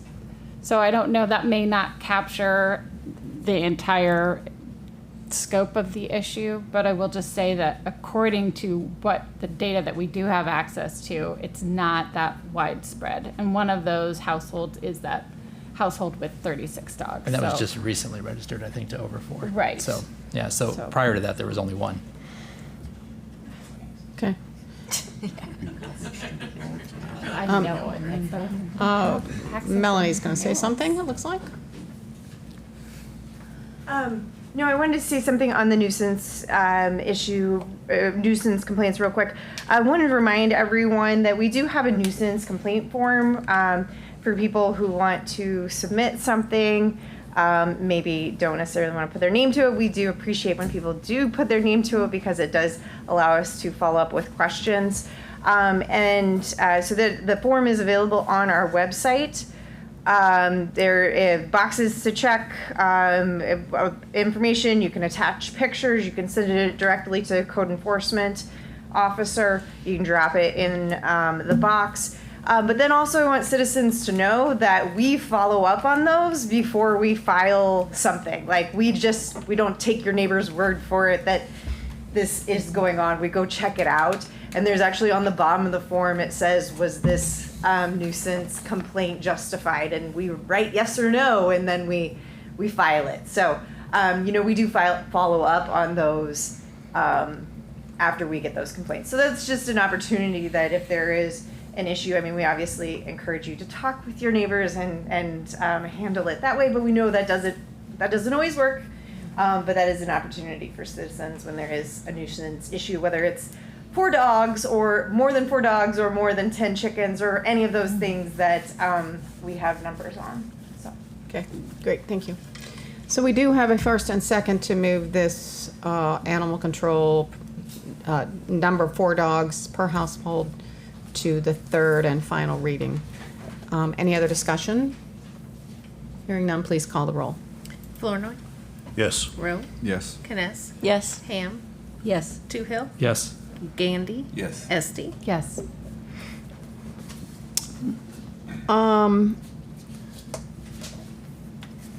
Why don't we under, let's see, Ways and Means, Water Safety.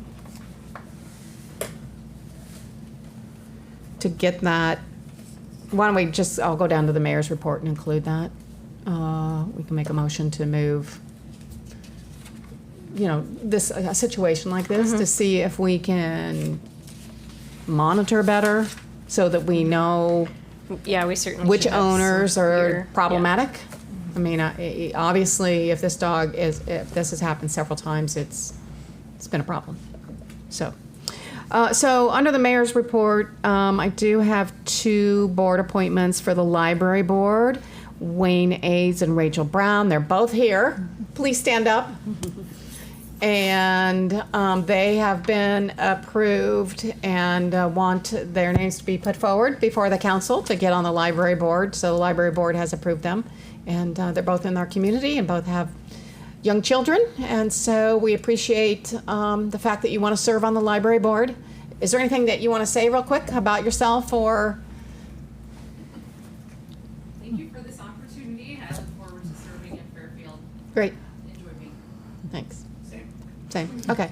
Thanks, guys. So I would entertain a motion to I approve would these move- people.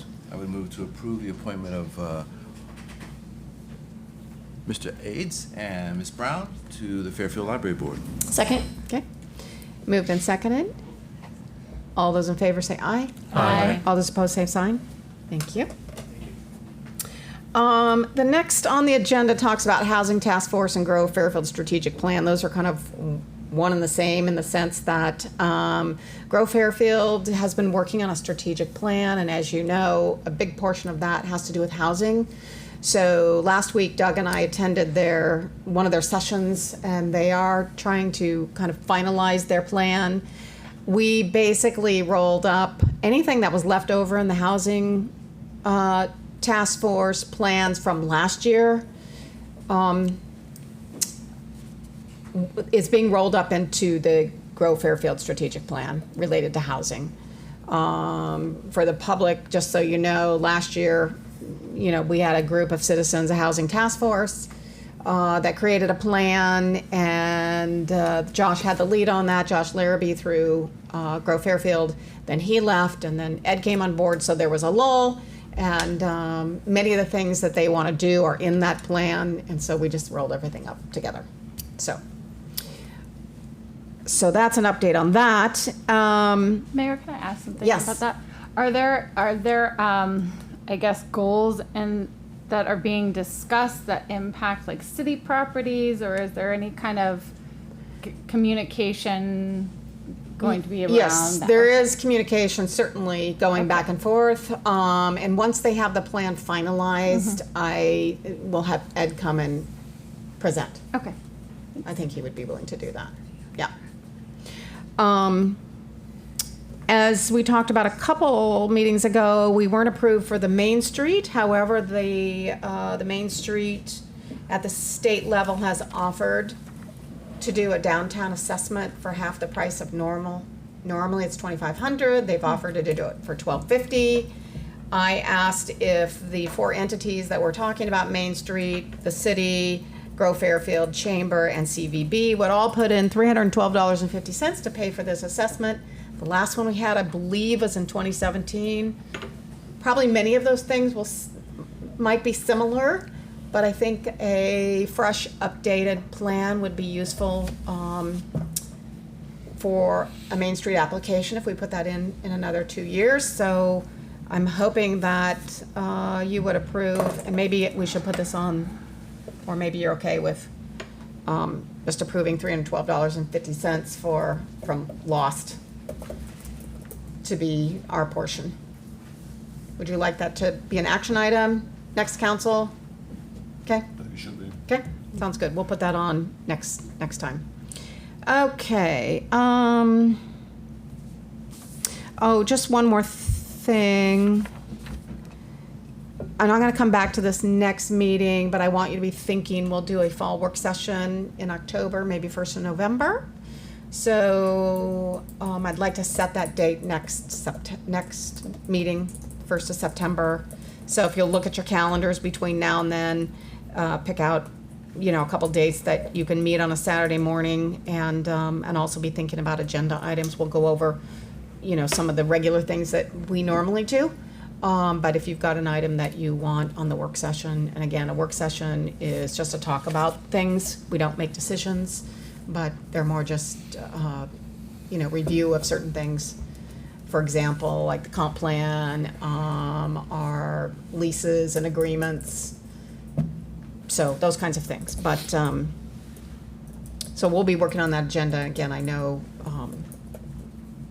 I've talked to a couple council members that would like a couple things on there. So think about those, let Doug or I know, and then we'll choose a date in September for October. I think that is all I have, and since Mr. Moursi isn't here, we'll move on to committee and board reports. What? Public safety. Oh, yeah, went right over it. Yeah, so let's go back to the public safety meeting. Terry, do you want to? Oh, yes. Do you want to move that yeah, I'd issue? make a motion to move to public safety, the issue addressing current pet ownership enforcement within the city and how we handle those instances. Particularly like dog bites. and that kind of yeah, thing. dog You're bites. specifically saying. Okay. Second. Okay, it's been moved and seconded to move that to safety committee. All those in favor say aye. Aye. All those opposed, same sign. Great, thank you very much. Now let's go to committee and board reports. Ways and means? You have Sure. anything? But I can just, we did meet on the 14th of August. We had 4 items on the agenda. The EJCCG grant, which was our commitment to fund up to $10,000 for a grant writer that we discussed earlier. And it looks like due to the very generous anonymous donor in town, our portion will probably come in somewhere between $3,500 and $5,000. So well below the $10,000 that we had discussed earlier. So the second item on the agenda was the FIDA development infrastructure for the housing development west of the hospital that's going in.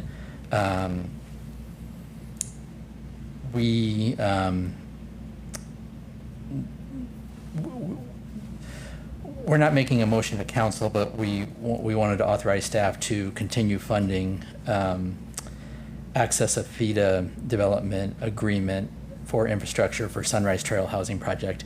There were a few things in the original agreement that we wanted to clarify before we could declare exactly how we wanted to fund the infrastructure back there. I think I think everything's going to work out just kind of basically how we had done other projects in the past. So I don't think there'll be any restrictions in there that'll keep us from doing that. So we hope to come back to the next council meeting with a recommendation on that. The third thing was the Walton Bridge replacement.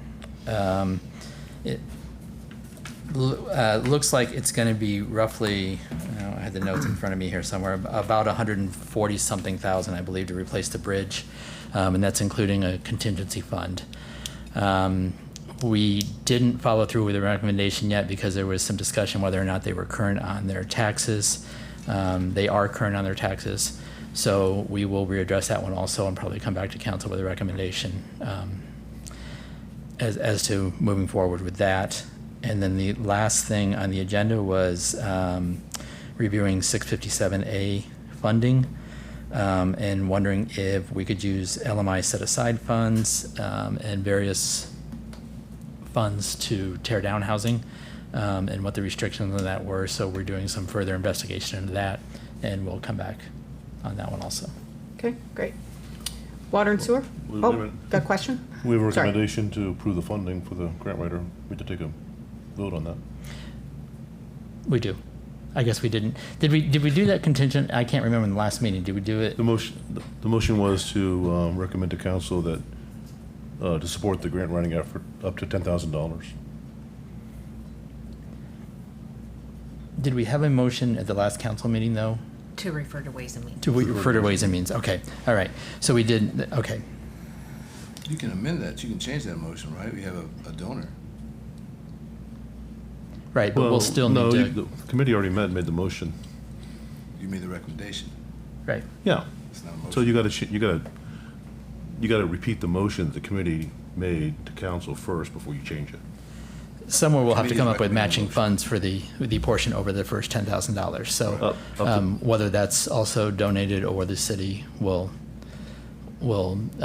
be responsible for that portion. So it will max out at 5,000.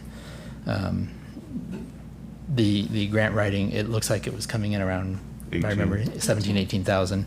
So if there are no more contributions, then the city's portion would be $4,000. And the matching funds would kick in the other 4. So our generous donor would kick in 14,000 and the city would be responsible for 4. It also could be the case that I think RAC could raise the funds separately, correct? Yes. Yep. And they're looking into that. So, And it's so we're just closer making a to recommendation to up to $10,000, which was our original Okay, I'll second that motion. request. So I'm sorry, what was your motion? to contribute up to $10,000 of available cost funds to aid in the process of procuring professional grant writing services for the EJCCG grant. And Doug seconded. Any more discussion or questions? Yes, I think the motion can be amended and modified to reduce the amount the city needs to commit to $5,000. So I would propose that amendment.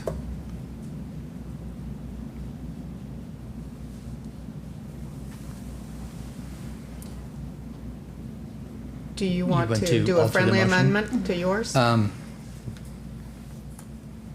I don't see any issue with amending it to 5,000, I guess, because that will still put us within the window. So, yeah, I can amend it to 5,000. Even at the 10,000, we're still only going to pay, up to 4,000 anyway. So, I don't know if it makes a difference or not, but I can amend it to 5,000. So, You okay with that, Doug? You okay with that second? with the previous wording for the rest of the Well, you motion. should vote on the amendment and then vote on the main motion. So, Well, we have done friendly amendments, and he said he would do a friendly amendment, so Yeah. that's my question to you. So I think the committee should stick with the original motion, so I would be opposed to it. Okay? So let's,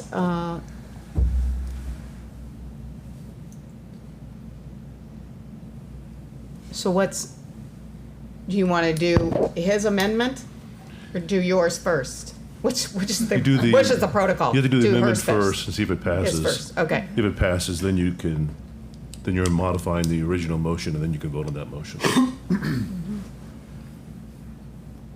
So we're doing the first motion first. It's the amendment The first. second You go in the reverse amendment order, first. going back. My amendment to reduce the amount the city is committing to up to $5,000. I get confused when this thing happens. Yes. So is there a second to that motion?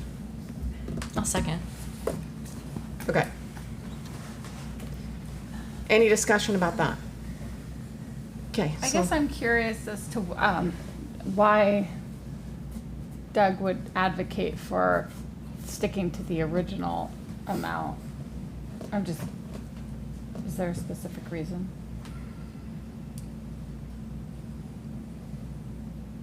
No. Okay. Okay. Fine too. Okay. Okay, well, let's vote on the amendment then. Well, I guess the only Yeah. reservation I would have things can happen that are unpredictable. Right. And yeah. so, if you had that buffer there, then you would be secure Mhm. in knowing that if something unpredictable happens, you can proceed and you have the authority to do so.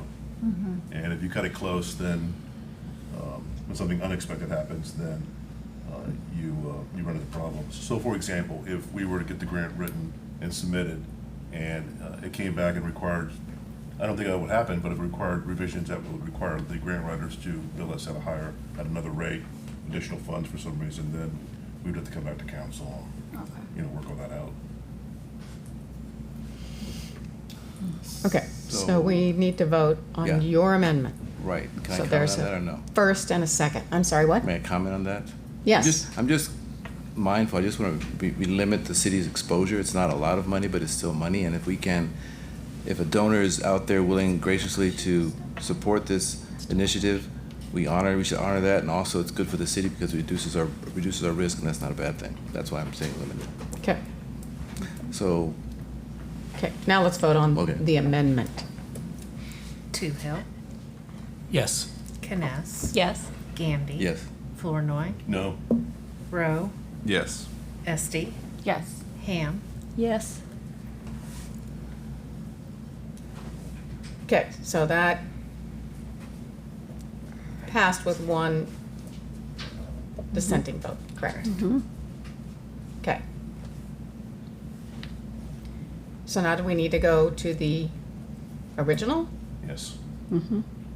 which was up to the 10,000? Well, it's been The changed by original's the been- amendment. No, Yeah. I revised it to 5,000. Okay. That will still leave us anywhere between a minimum of 20,000 available, possibly more if another donor comes through with additional funding. So we'll have a minimum of 20,000 available for grant writing right now as the amendment is written. And then there's possibility for more with an additional donation on top of that. So. Okay. So go ahead and So call read the the roll. original, read the motion we're voting on now, please. Up to $10,000. I think not. Yeah. No, I would, Because the amendment. personally, I has- agree because the person who made the motion amended Amended it. it. It's So been amended, then- it's $5,000. It's 5,000. Yeah, Yeah. so then there's just a second out there with nothing, Nothing. with no motion. 1 second. When your original second the 10,000, Yeah, then he amended the motion. right. And then I got seconded by seconded. Terry. She Uh-huh. The amendment passed. Yes. That changes the motion. Correct. That includes a second. There's nothing needs to be done except vote on the main motion now. Of I don't- 5,000. Yeah. Well, now it's 5,000. yeah. So we Yes. just voted on changing the wording of the motion. Now we need to vote on the contents of the actual. motion. 5,000. Right. I say we just forget the grant. Sorry about this. No, we don't do that. Go back to Georgia. So the Okay. net effect is, it's a motion to support to the degree of $5,000 is the net effect of the two Yes. actions. Okay, so we need this vote. The final 5,000. Who made the first? Tom did. Okay, sorry, I missed I that. seconded it. And yeah. that's the second, okay. And then the amendment was Paul and Terry. Oh, But Really? it's still, No, it was still no, I Tom's amended. motion. I amended He the first. Yeah, Yes, yeah, I you amended my amended it. motion, my original Okay. motion. That's the amendment over One there. This meeting, is John Moursi doesn't come to. I know. Who's on It's okay. We're doing okay. We're doing okay. Okay. It's still Go ahead and before call the roll. 10. The 10,000. Two Hill, Yes. Gandy, It's 5,000. 5,000. Yes, I meant 5. I'm sorry, I wrote 5. I know what you Gandy? Yes. No, it was Flournoy. Flournoy said the second. Sorry, Yeah. Flournoy, then Gandy, Yes. then Gandy. Yes. Ham, Yes. It's a roll call. Rowe, Yes. Kness. Yes. Esti. Yes. I think the council needs some training. Aye. Well, it's this, just, Get it's it. only that one where we get confused, and I'll take responsibility. So, because that's my job. Okay. Water and sewer, do we have anything else to talk about? Yeah, we looked at two issues. Obviously, we've discussed one, and that one we're tabling until we have more information. But the second issue, I'll try to go through this quickly. Ms. Richards came to the meeting, and she had a complaint about how to put this briefly. She was away. Her water was turned off. She came back. She called the city. We went out to check if the water was turned on. It appeared to us, I guess, that it was turned on, and then we suggested she contact a plumber. She did. The plumber found out that it was the water turned off, and so we sent out again, got the water turned on, and now she was hoping for a reimbursement from the city. Did I get all that right, approximately? Yeah, it was a multifamily unit, so Yeah. the wrong stop box was turned off out front where they were all Yeah. kind of paired together. So it looked like somebody was doing work in one of the units, turned off the wrong one, then went back and turned off the right one, but never turned the first one back on. Yeah. It appeared that way. Anyway, in either case, the Water and Sewer Committee has decided that it appears, at the very least, even if we're not responsible for turning off the water initially, we are in part responsible for not thoroughly checking the box when we were told the water was turned off. And so we are recommending to City Council that the city credits Holly Richards' water account with the value of the plumbing bill, which was $92 even. So $92 even in credit to the water bill. Is there a second to that? Second. Okay. Any discussion? All those in favor, say aye. Aye. All those opposed, same sign? Okay. Motion passed to give credit back of $92. Yep. That covers it. Economic Development Committee? Thank you, Mayor. So the Economic Development Committee met last Wednesday, August 21st at 2 o'clock at City Hall.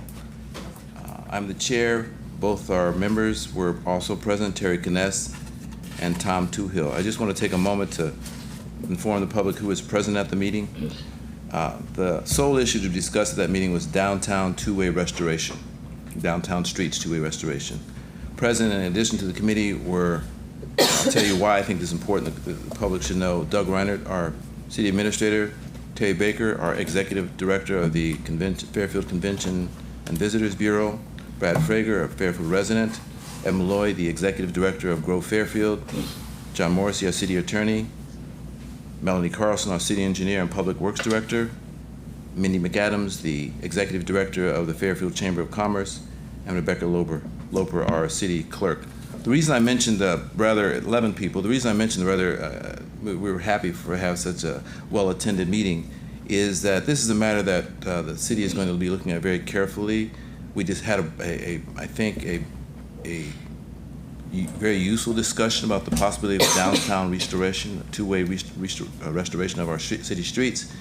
And I can say my observation is that there's broad interest, and I would even dare say broad support for this, moving in this direction. But there's several steps you want to take before you come to the city with a recommendation.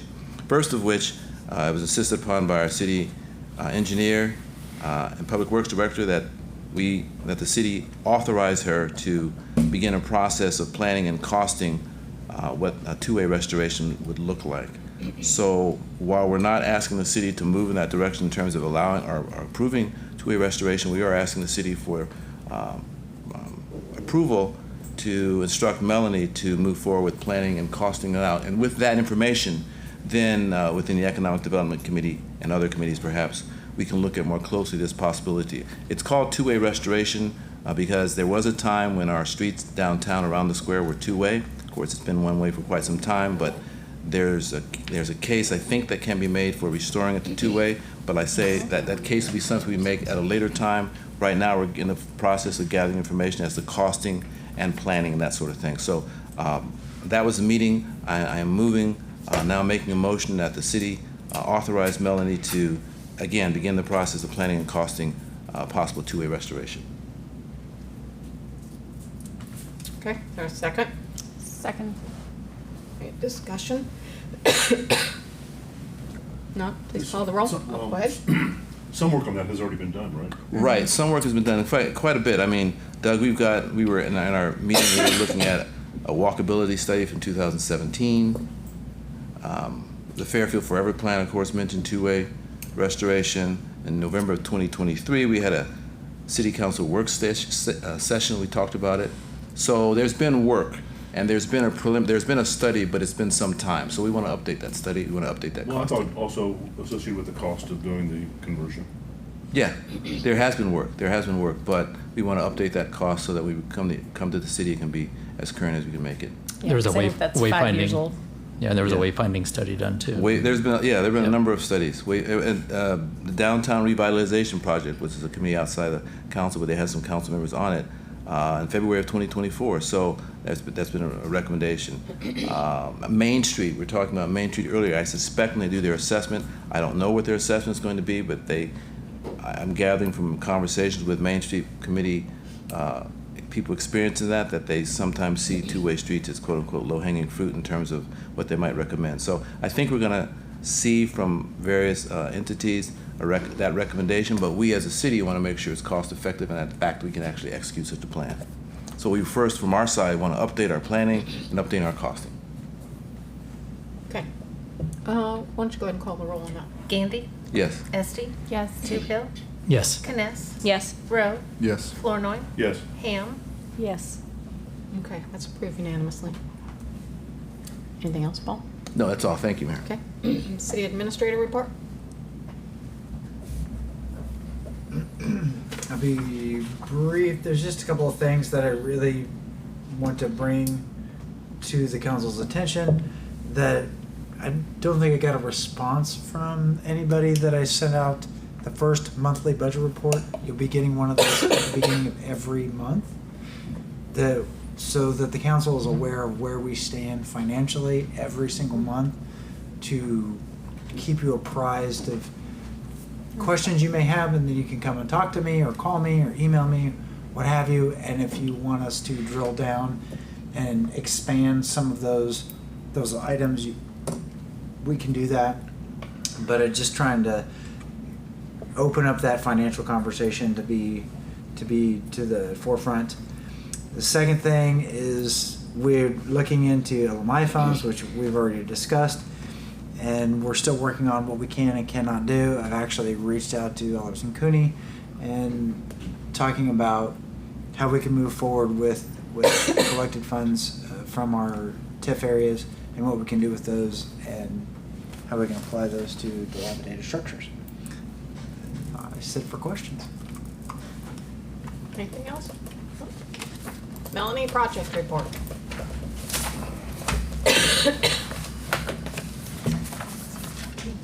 All right. So today was the first day of school for the city of Fairfield.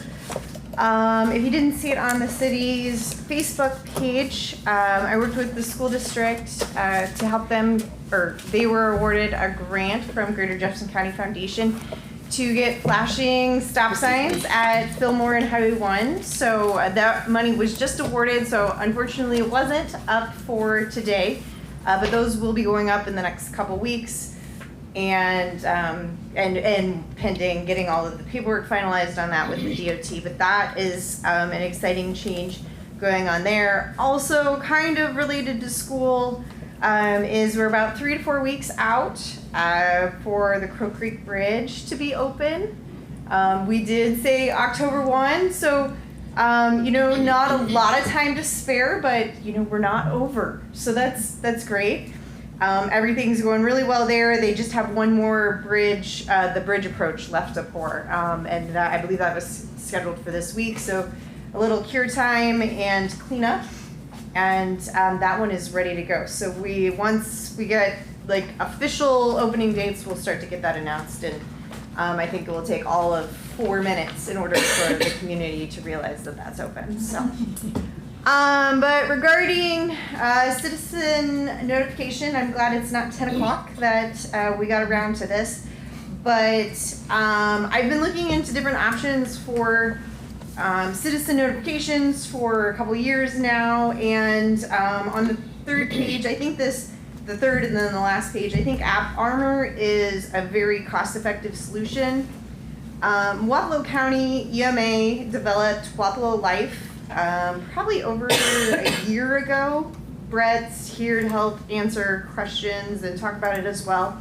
It's a free app. You can download it yourselves through Google Play or the App Store. I did attach some screenshots of, again, Wapello County's version of the app that it's attached to the report. And I would encourage all of you guys to download the Wapello County and look at it, because it would be a good example of what we could use.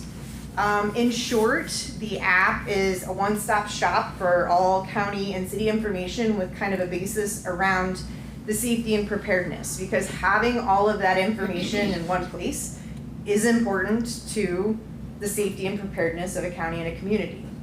I am requesting that the city would fund half of the startup and then the yearly cost, which is $3,550.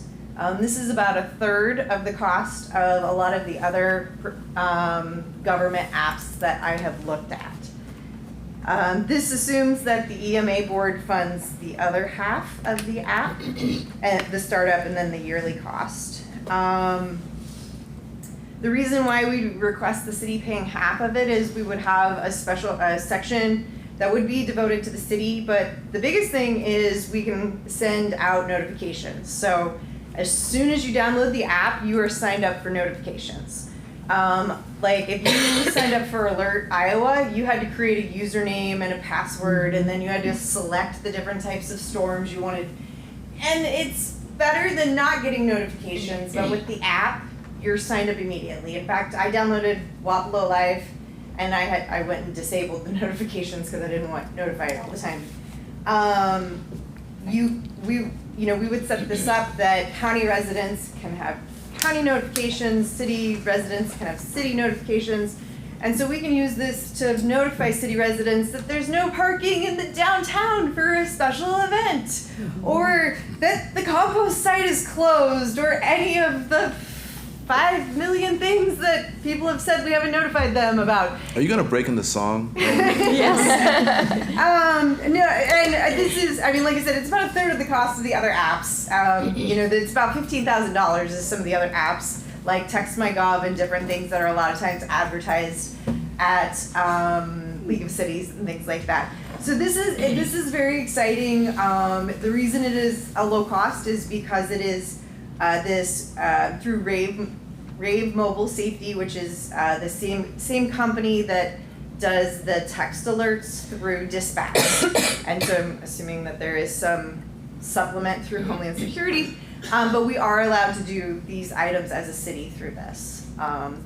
Again, I would encourage you guys to look at it. I think it's a great opportunity. Whether you want to approve the funds tonight or send it to a committee, that's fine.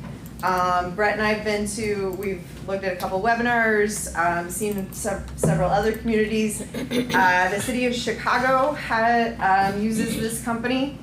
You can have a special banner put on for special events within the community, and one click you can go to all the information related to that event. So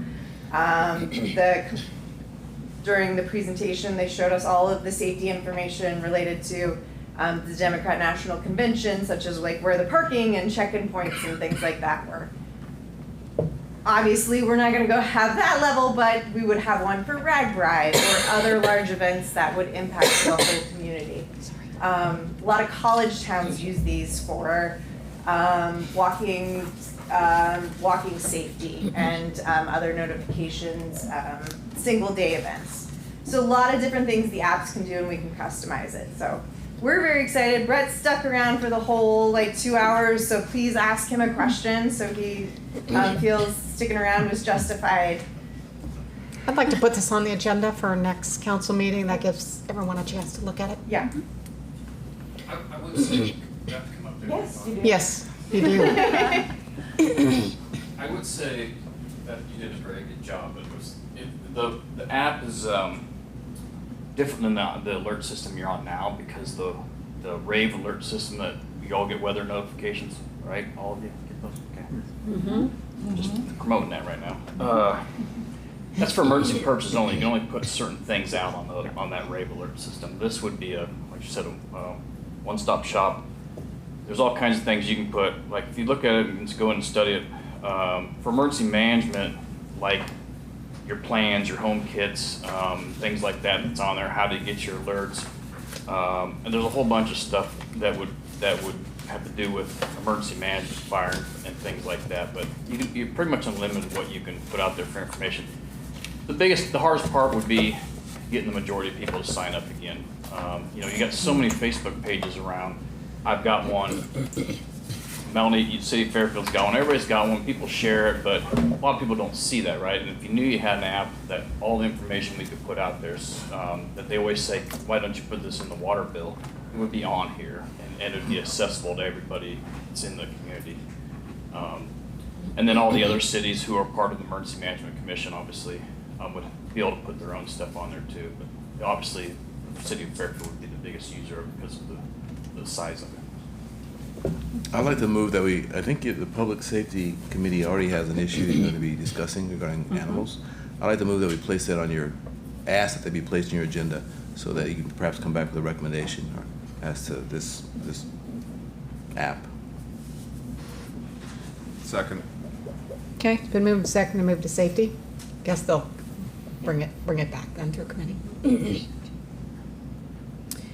All those in favor say aye. Aye. All those opposed, same sign. Great, thanks. Thanks, Melanie. Okay, I think that's it. I'll take a motion to adjourn. So moved. Moved by Toohill. Second. Second by Flournoy. All those in favor say aye. Aye. All those opposed, same sign. Meeting adjourned.